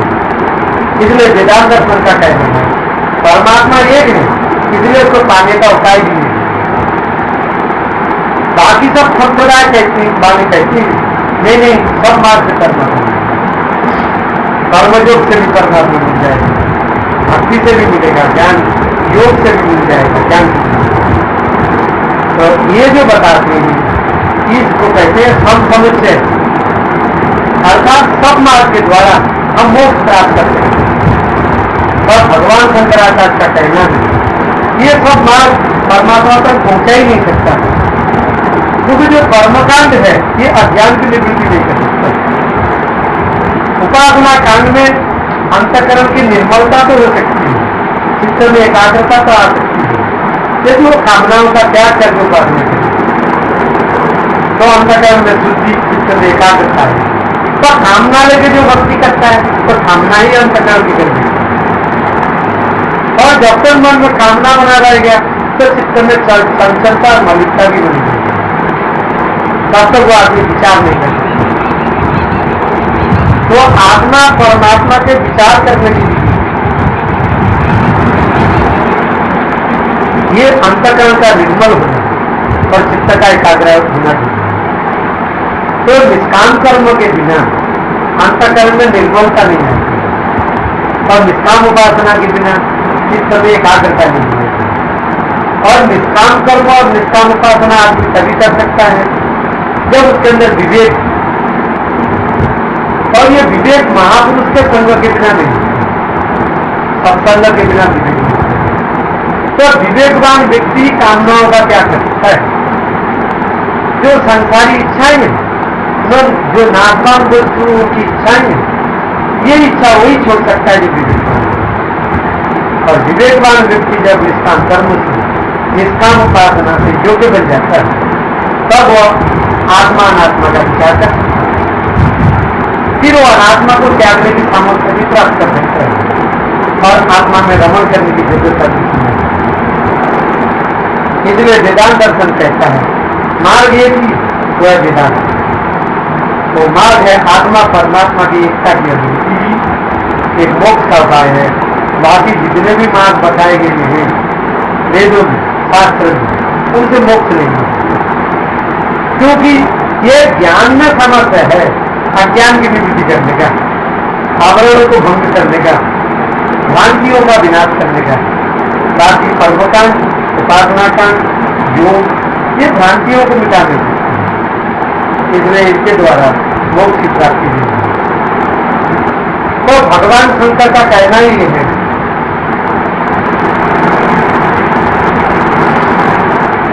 ये जो कर्मकांड, उपासना कांड है और योग कांड है, ये सहकारी साधन तो है, तो ये साक्षात साधन है।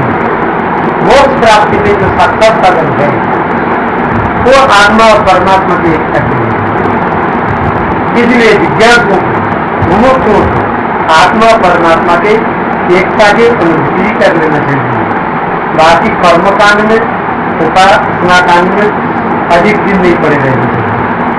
अंतःकरण निर्मल हो गया, चित्त एकाग्र हो गया, फिर विचार कर क्या में निर्विचार प्रभु को खोजना, निर्विचार आत्मा में खोज गया।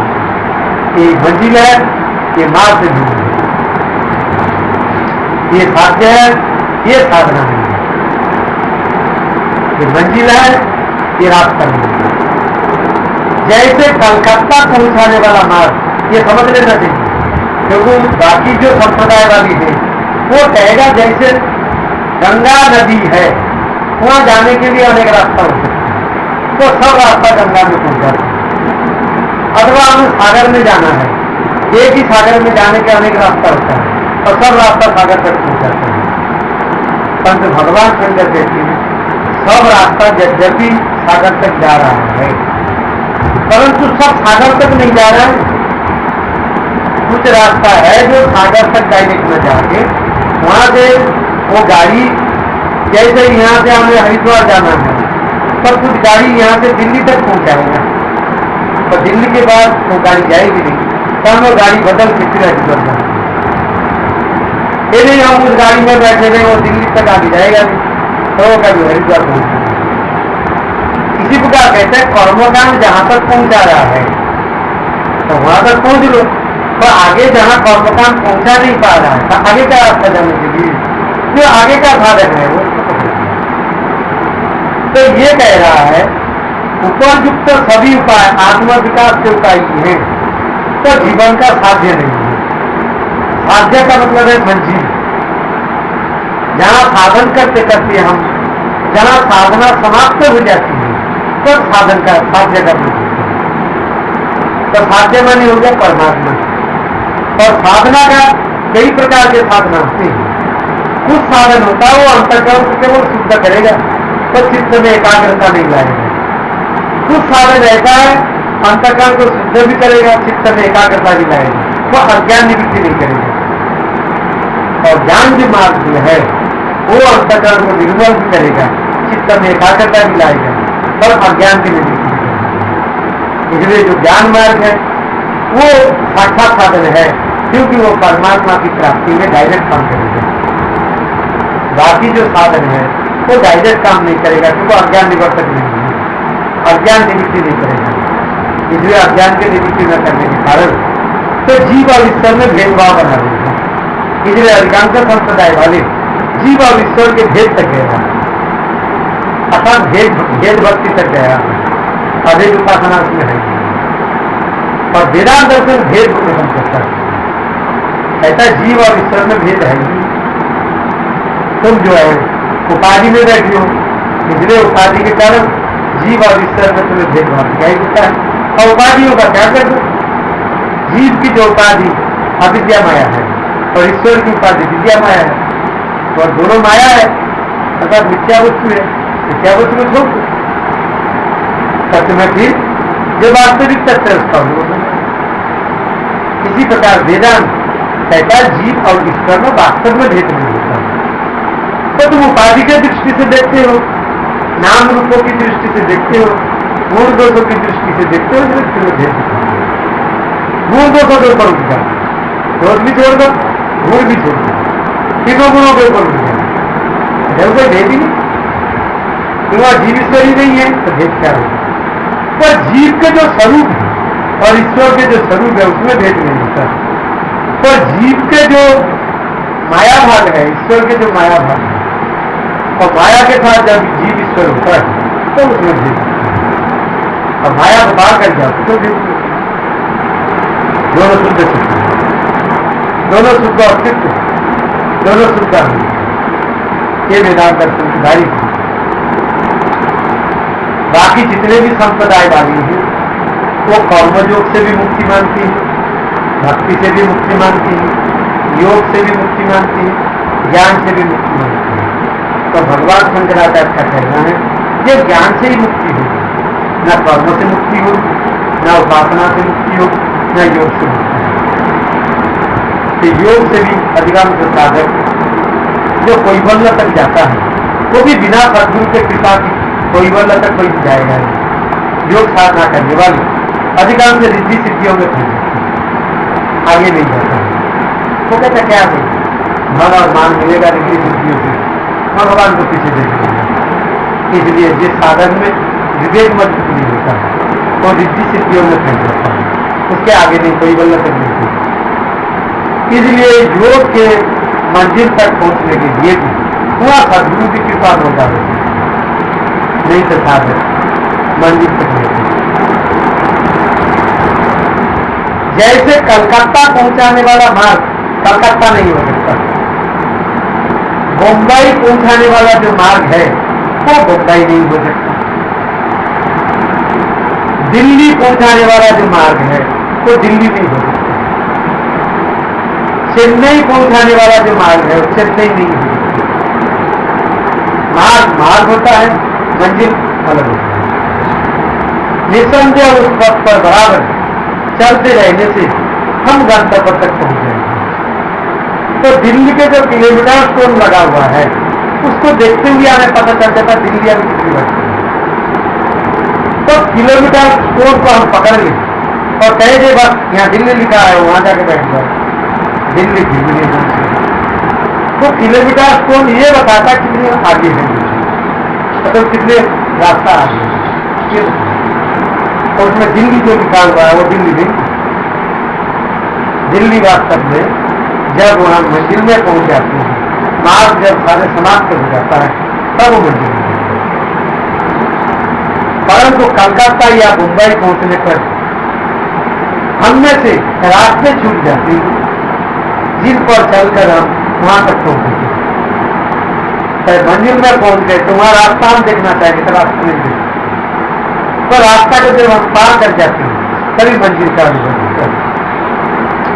इसी प्रकार कर्मकांड, उपासना कांड, ज्ञान कांड, योग कांड ये सारी हो गया मार्ग, और मंजिल हो गया आत्मा और परमात्मा की एकता की मंजिल। तो जब आत्मा परमात्मा की एकता क्यों नहीं होती, वहां न सांख्य होता है, न वहां योग होता है, न वहां वैशेषिक दर्शन होता है, न न्याय दर्शन होता है, न कर्म दर्शन होता है, न वहां जैन दर्शन होता है, न वहां बौद्ध दर्शन होता है, तथा परमात्मा में एक परमात्मा ही होता है, वो कोई साधना नहीं, तो साधना ये बात अच्छी तरह से समझिए। तो योग और विद्या, विद्या में सारी अपरा विद्या, इतिहास, भूगोल, फिजिक्स, केमिस्ट्री, मैथ, बायोलॉजी, जितने भी स्कूलों में विद्याएं पढ़ाई जाती, जितने भी भाषाएं सिखाई जाती, इनके दौरान परमात्मा की प्राप्ति नहीं होती। तो परमात्मा की प्राप्ति जब तक आत्मज्ञान नहीं होगा तब परमात्मा का ज्ञान नहीं होगा। इसलिए पहले अपने को जानना चाहिए, अपने को जान लेते हैं तो अपनी आत्मा से परमात्मा भिन्न नहीं है। इसलिए ये बोध होता है आत्मा से परमात्मा, ये मंजिल की बात। ऐसा आपको यदि अनुभव हो रहा है आत्मा को परमात्मा और परमात्मा को आत्मा, तो आपको समझ लेना चाहिए आपने सब मार्ग पार कर दिए, अब मंजिल को स्थित है। जब साधक मंजिल में स्थित होता है तो वहां कोई मार्ग नहीं दिखाई देता है, केवल मंजिल का ही होता है। किसी को गंतव्य कहती है, किसी को मुकाम कहती है, किसी को मानव जीवन का परम मंजिल कहती है, कोई परम नहीं, कोई मानव जीवन का परम उद्देश्य और परम लक्ष्य। तो इसी प्रकार सारे अपरा विद्याओं का यह खंडन किया गया। अर्थात विश्व में जितने भी भाषा चल रही है इन सब भाषा को कोई जान ले फिर जो परमात्मा की प्राप्ति होती है। और सारे विश्व में जितने भी विद्याएं हैं, अपरा विद्याएं हैं, लौकिक विद्याएं हैं, ये सारे विद्याओं को भी कोई प्राप्त करे फिर जो परमात्मा को नहीं जानता। इसलिए परमात्मा विद्या के द्वारा ही परमात्मा को जान के मानव जीवन को सफल करना ऐसा कहेंगे। तो मंजिल तक पहुंचाने वाले रास्ते हैं, परंतु मंजिल कोई रास्ता नहीं होता, मंजिल गंतव्य होता है, मंजिल में मार्ग नहीं होता है। ये निश्चय करना चाहिए। जो आत्मा हमारे भीतर है वही सबके भीतर है। जो तुम्हारी आत्मा है वो सबकी आत्मा है, वो एक ही है, भिन्न भिन्न नहीं। जीव सबके अंदर भिन्न भिन्न प्रतीत होता है, और एक जीव को मुक्ति हो जाता है तो सब जीव को मुक्ति नहीं होती। तो अंतकरण भिन्न भिन्न होता है, अंतकरण के स्वभाव भिन्न भिन्न होता है, उपाधियां भिन्न भिन्न होती है, इसलिए जीव भी भिन्न भिन्न लगता है। और इन जीव के अंदर जो आत्मस्वरूप है वो भिन्न भिन्न है। तो आत्मस्वरूप का नाम परमात्मा तत्व है, तो सब में एक अवधि है। इस बात का बोध अथवा इसकी अनुभूति ही वास्तविक साध्य और गंतव्य है। इसी प्रकार आत्मा का बोध कर लेना, जीवत्व के ऊपर उठ जाना, ईश्वरत्व के ऊपर उठ जाना ही मंजिल है। जब तक जीवत्व में है जीव और ईश्वरत्व में जीव फंसा हुआ है, तब तक भी वहां तक भी अभी बढ़ रही है। अभी उसको मुक्ति के स्वतंत्रता का अनुभव नहीं होगा। तू ईश्वर के वो भाई खाएगा, फिर ईश्वर के वो गुलाम बना रहेगा और ईश्वर उसको कर्म के अनुसार, भावना के अनुसार, गुणों के अनुसार नकाता रहेगा। इसलिए वेदांत दर्शन कहते हैं ईश्वर के शासन से भी मुक्त होने के लिए तुम आत्मा और परमात्मा की एकता क्यों मुक्त हो, तो ईश्वर भी तुम्हारे साथ है। ईश्वर के ईश्वरत्व और जीव के जीवत्व ये भी माया है, क्योंकि ये माया उपाधि नहीं है। तो माया के ऊपर चले जाओ तो यह ही नहीं, तो इसलिए माया को तो छोड़ना है। जब तक माया का त्याग नहीं होगा तब तक मार्ग का त्याग नहीं होगा, क्योंकि ये जितने भी मार्ग है सब माया रचित है, माया जनित है। इसलिए हमें माया के ऊपर उठते ही अपने गुणातीत स्वरूप का, अपने निर्गुण स्वरूप का अनुभव करना चाहिए। कोई परम स्वतंत्रता है, वहां किसी भी प्रकार की बंधन नहीं। जिस क्षण हमने से प्रत्येक अपने भीतर की इस परमात्मा तत्व को स्वयं अनुभूत करेगा, उसी क्षण वो मुक्त है। अतः जिस क्षण आपको ये बोध होगा मैं ही परमात्मा हूं, मुझ में और परमात्मा में कोई भेद नहीं, उसी समय आप मुक्त हैं। और जब तक आपको ये लगे आत्मा अलग है, परमात्मा अलग है, जीव अलग है, ईश्वर अलग है, विद्या अलग है, अविद्या अलग है, शरीर अलग है, संसार अलग है, सूक्ष्म शरीर अलग, सूक्ष्म सृष्टि अलग है, ये जब तक अलग अलग लग रहा है तब तक आपको अज्ञान है, तब तक जन्म मरण है। अर्थात जब तक भेद दृष्टि है तब तक जन्म मरण के चक्कर से नहीं है। और जब सब में एक अवैध परमात्मा का दर्शन नहीं मिलेगा, यही वेदांत दर्शन लिखा है, किसी को मोक्ष का मुक्ति का एक अवैध दृष्टि, अद्वैत दृष्टि, एक दृष्टि। किसी को ब्रह्ममयी दृष्टि का है, किसी का नाम आत्ममयी दृष्टि है। इस दृष्टि में ये अनुभव होता है आत्मई वेदम सर्वम, ये सब अपनी आत्मा है। ब्रह्मई वेदम विश्वम, ये सारा विश्व अपनी ब्रह्म ही है, परमात्मा है। यहाँ आत्मा और ब्रह्म एक ही चीज है, क्योंकि दोनों ही सच्चिदानंद है। आत्मा भी सच्चिदानंद से रूप है, ब्रह्म भी सच्चिदानंद से रूप है। दोनों के लक्षण एक होने के कारण दोनों एक ही वस्तु है, केवल शब्द में भिन्नता है। जैसे कोई पानी कहता है, कोई वाटर कहता है, तो वस्तु में भिन्नता नहीं है, केवल शब्द में भिन्नता है। कोई उद्धव कहता है, कोई भारी कहता है, कोई अगवा कहता है, तो वस्तु में भिन्नता नहीं है, शब्द में भिन्नता हुई, भाषा में भिन्नता हुई। ऐसे आत्मा कहो या ब्रह्म कहो या भगवान कहो, वस्तु में भिन्नता नहीं है, केवल शब्द में भिन्नता है। कोई उसे अल्लाह कहता है, कोई खुदा कहता है, कोई गाड कहता है, तो वस्तु में भिन्नता नहीं, एक ही वस्तु के अनेक नाम है। कहीं उसका नाम आत्मा है, कहीं उसी का नाम परमात्मा है, कहीं उसी को ईश्वर का है, कहीं उसको भगवान का है। तो वास्तविक मंजिल में हम पहुंच जाते हैं, तो स्वरूप से वस्तु भिन्न नहीं दिखाई, सब जगह में एक ही स्वरूप दिखेगा। और वेदांत दर्शन कहता है कि स्वरूप का ज्ञान है मोक्ष, और इसी का नाम है अपरोक्ष अनुभूति। अपरोक्ष अनुभूति का ये मतलब हुआ ये आत्मा और परमात्मा के एकता की अनुभूति को, जो प्रत्यक्ष इसका दर्शन है, इसको अपरोक्ष अनुभूति। अपरोक्ष शब्द का अर्थ करो तो जो परोक्ष ज्ञान न हो उसको अपरोक्ष ज्ञान हो, जो परोक्ष अनुभूति से भिन्न हो उसको अपरोक्ष अनुभूति कहते हैं। अपरोक्ष का मतलब है ये बात हम करेंगे जिसमें ना तो प्रत्यक्ष ज्ञान है न परोक्ष ज्ञान है, वो अपरोक्ष है। और ये अपरोक्ष का अर्थ होता है जो परोक्ष नहीं है, प्रत्यक्ष है। ये संसार में जो हमें वस्तुओं का प्रत्यक्ष ज्ञान होता है उसमें इंद्रियों की जरूरत है। जैसे इंद्रियों के द्वारा ही हम 5 विषयों को अनुभव करते हैं, तो ये प्रत्यक्ष का विषयों का ज्ञान जो है वो इंद्रियों के द्वारा हुआ है। परंतु जब हम परमात्मा का प्रत्यक्ष करते हैं वह इंद्रियों की जरूरत नहीं है। बिना इंद्रियों के भी, बिना अंतकरण के भी और बिना प्रकृति के भी हम उसका अनुभव करेंगे। अर्थात हम अपने को अपने से अपने में अनुभव करते हैं। इसी का नाम है अपरोक्ष अनुभूति। यहाँ ना स्थूल शरीर की जरूरत है, न सूक्ष्म शरीर की जरूरत है, न कारण शरीर की जरूरत है, न चिदाभास की जरूरत है। चिदाभास जो हो गया, न जीवत्व की जरूरत है, न ईश्वरत्व की जरूरत है। अर्थात इसके बिना भी तुम हो, ये अनुभव करना है। इसी का नाम स्वप्न, इसी का नाम अपरोक्ष ज्ञान है, इसी का नाम अपरोक्ष अनुभूति है। और इसी को वेदांत दर्शन में कहा विज्ञान, यह ब्रह्म विज्ञान। ये विज्ञान भौतिक विज्ञान, जीवन विज्ञान, रसायन विज्ञान, कंप्यूटर विज्ञान से विलक्षण है। ये ब्रह्म विज्ञान है।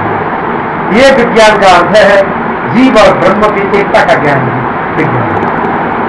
यहाँ विज्ञान का अर्थ सम्यक ज्ञान, पूर्ण ज्ञान, वास्तविक ज्ञान, यथार्थ ज्ञान, अभेद ज्ञान, इसमें भेद ज्ञान है। हमारी बौद्धिक व्यग्रता हूं और मानसिक विक्षेपों, जब तक ये ज्ञान प्राप्त नहीं होता है तब बुद्धि व्याग्र रहती है, रजगुणी बन जाती है, तमोगुणी बन जाती है।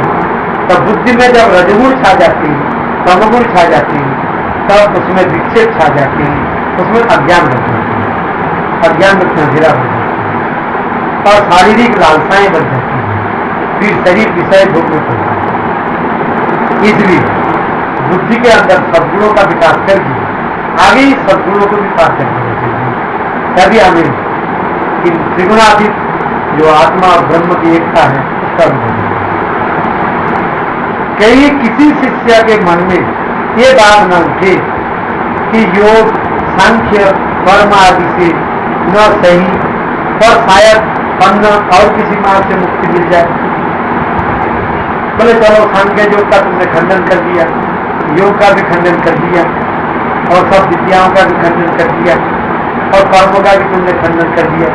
हो सके वैशेषिक दर्शन से मिल जाए, न्याय दर्शन से परमात्मा मिल जाए, क्योंकि इनका नाम तो तुमने लिया नहीं। बोले नाम इसलिए नहीं लिया, ये भी तो कही था नाम में था। इसके अलावा जितने भी मार्ग है किसी मार्ग से नहीं प्राप्त हो सकता है। अर्थात परमात्मा को पाने के लिए वेदांत दर्शन के अलावा जितने भी दर्शनों में मार्ग बताया गया है वो किसी भी दर्शन शास्त्र से या किसी भी मजल से या किसी भी पद से या किसी भी भाव से परमात्मा नहीं नान्य था। इसके अलावा एक वेदांत दर्शन के अलावा और कोई दूसरा मार्ग नहीं। इससे सब मार्ग अलग अलग नाम ले लेंगे, अलग अलग खाना रखना। इसमें बौद्ध दर्शन का भी खंडन हो गया, जैन का भी खंडन हो गया और ईसाई दर्शन का भी खंडन हो गया और मुसलमान धर्म का भी। फिर मुसलमान धर्म में भी आत्मा परमात्मा की एकता का अनुभव नहीं बताया गया और ईसाई धर्म में भी सामर्थ का जिसस ने कहने का ये हिम्मत किया मैं परमात्मा के पुत्र हूं, तो मैं परमात्मा हूं ये कहने को अभी कोई लोग नहीं। इस प्रकार जितने भी धर्म संप्रदाय है ये जीव ईश्वर के भेद तक जाता है, इसके अभेद तक नहीं पहुंचा है। इसलिए ये वेदांत दर्शन ही दर्शन है, वास्तविक दर्शन है। बाकी जितने भी दर्शन मजहब और पंथ है इससे परमात्मा की प्राप्ति नहीं है, जो मोक्ष हो सकता है। ये भगवान शंकर का ये इस शंका का पूरी तरह उन्मूलन करने के लिए ही आचार्य ने यहाँ दो कुछ शब्द में कहा है। नान्य था, नान्य का शब्द का है नौ प्लस अन्य था, अन्य कोई मार्ग है ही नहीं। अर्थात एक वेदांत दर्शन ही परमात्मा को प्राप्त कराता है, आत्मा और परमात्मा के एकता की अनुभूति कराता है। बाकी जितने भी भजन है, पंथ है, पथ है, कथांतर है, मत है, मतांतर है, ये कोई भी नहीं होती। इसलिए बाकी सब मत है नान्य का शब्द से और किसी भी मार्ग से परमात्मा नहीं, ये सिद्ध है। और वेदों में भी मंत्र आया है नान्य पंथा विद्यते है तमेव विदित्व अति मृत्यु लेती। उपनिषद के पंचकी कह रहा है तमेव विदित्वा अति मृत्यु लेती।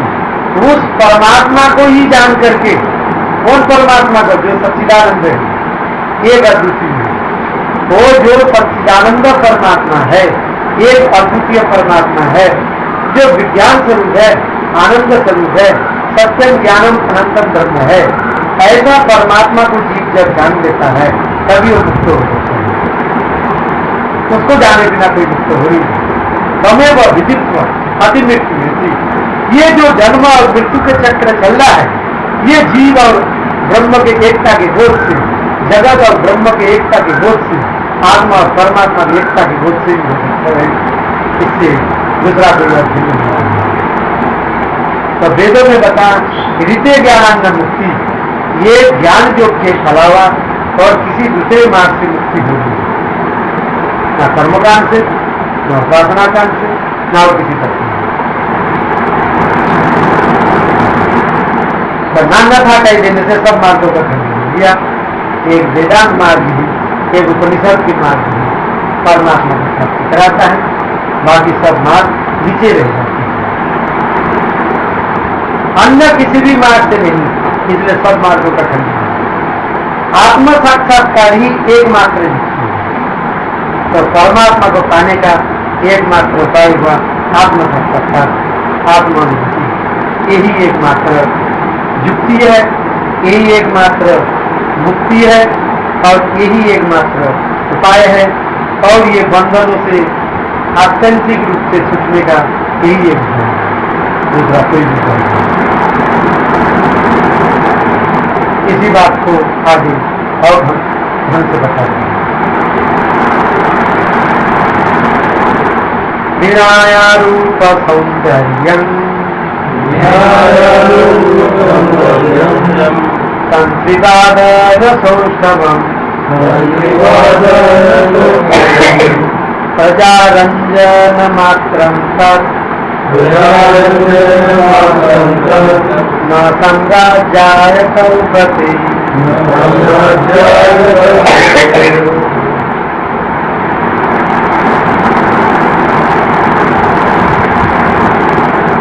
विनायारूप सौंदर्यं संत्रिवादाय सौष्ठवम् प्रजारंजन मात्रं न सम्राज्याय कल्पते।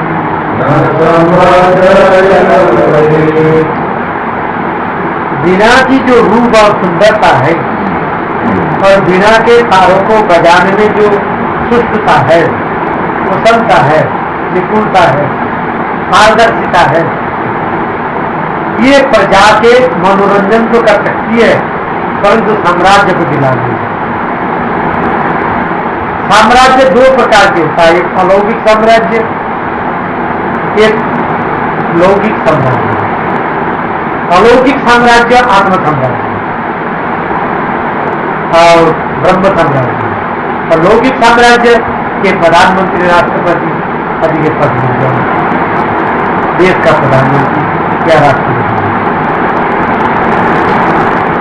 वीणा की सौंदर्य, वीणा देखने में बहुत सुंदर लगता है, उसके तारों को बजाने की निपुणता ये प्रजा को प्रसन्न कर सकती है, बहुत आदमी के मनोरंजन कर सकती है, इतना गजब चीज है।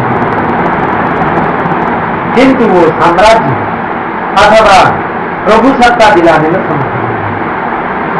प्रभु सत्ता अर्थात प्रभु का जो अस्तित्व है, आत्मा का जो अस्तित्व है, इसका अनुभव नहीं करा सकता। कितना भी बढ़िया बिना बजा लो या तबला बजा लो, यहाँ बिना बजाने के कहने से जितने भी वाद्य यंत्र है बाकी सब तुमसे नहीं, चाहे हारमोनियम बजा लो, चाहे ढोलक बजा लो, और भी जितने भी और आजाद अफगान फरगान के आ रहे हैं, इनमें सब में तुम निपुण हो जाओ, सब कलाकारों में तुम निपुण हो जाओ, परंतु फिर भी साम्राज्य प्राप्त करना अलग बात है, प्रभु के साम्राज्य प्राप्त करना अलग बात है। और इन बिना बजा के या वाद्य यंत्र को सीख के संगीत सम्राट हो जाना ये अलग है। मनोरंजन करना अलग बात है और मनोभंजन करना एक अलग बात है, दोनों समझ। कुछ साधनाएं होती हैं जो मनोरंजन करती हैं, उसमें मन का अस्तित्व बना रहता है। जैसे भक्ति योग में मनोरंजन चलता है, उसमें मन मिटता नहीं, क्योंकि कृष्ण के ध्यान में मन बना रहता है, कहीं राम के ध्यान में मन बना रहता है। पर वेदांत दर्शन में मनोरंजन नहीं, मनोभंजन है। यह मन की मेटिया में मन का अस्तित्व नहीं है। और जहां मन के अस्तित्व नहीं रहता है तो फिर प्रभु के अस्तित्व का बोध होता है, आत्मा के अस्तित्व का बोध होता है। और जब तक मन सत्य लगता है, बुद्धि सत्य लगती है, चित्त सत्य लगता है, अहंकार सत्य लगता है और कारण शरीर सत्य लगता है, तो जो सत्य स्वरूप परमात्मा इसका अनुभव नहीं होता। इसलिए कहती है तो संसार के जितने भी विद्याएं हैं, संगीत विद्या ज्यादा मनोरंजन करती है, तो ये मनोरंजन तो कर देगा, तो ये मनोरंजन नहीं करता है, मन की विकृति नहीं करता। और इसलिए जहां मनोरंजन की साधना है वहां भगवान सब अलग अलग दिखाई देते हैं। सब भक्तों के भगवान अलग अलग दिखता है। कोई राम, किसी को सब जगह राम दिखता है, किसी को सब जगह कृष्ण दिखता है, किसी को सब जगह शंकर जी दिखता है, और जो देवी के भक्त है सब जगह देवी दिखता है। उनके सबके भगवान अलग अलग। तो वेदांत का भगवान एक होता है, वो होता है सच्चिदानंद, एक अद्वितीय। वो अस्तित्व सब में भिन्न भिन्न नहीं है। जो अस्तित्व वाला भगवान है, जो अस्तित्व वाला आत्मा है, वो चैतन्य भी है, वो आनंद भी है, वो सब में एक रूप होता है, एक रस होता है, उसमें भिन्नता नहीं है। इसलिए कहते हैं अब मनोरंजन में ज्यादा मतलब है, मनोभंजन करो, मन के ऊपर उठो, बुद्धि के ऊपर उठो, चित्त के ऊपर उठो, अहंकार के ऊपर उठो, तीनों गुणों के ऊपर उठो, जीव भाव के ऊपर उठो, ईश्वर भाव के ऊपर उठो और अपने मंजिल में पहुंचो। मार्ग में चलते चलते बहुत दिन हो गया और मार्ग को मंजिल समझ करके मत बैठ जाना, मार्ग को पार करके मंजिल में तो मंजिल में विश्राम मिलेगा। और मार्ग में जब तक तुम चलती रहोगे विश्राम तो मिलेगा, थकान नहीं चलेगी। इसलिए थकान से बचना चाहती हो तो मार्ग में विश्राम की इच्छा मत करो, जब तक मंजिल नहीं आ जाए चलती जाओ, चलती जाओ, चलती जाओ, सरई गति, सरई गति, सरई गति, आगे बढ़ो, आगे बढ़ो, आगे बढ़ो। कब तक बढ़ते रहोगे? बोले जब तक मंजिल नहीं आ जाए। आ गया फिसलने की जरूरत नहीं, पकड़ ले।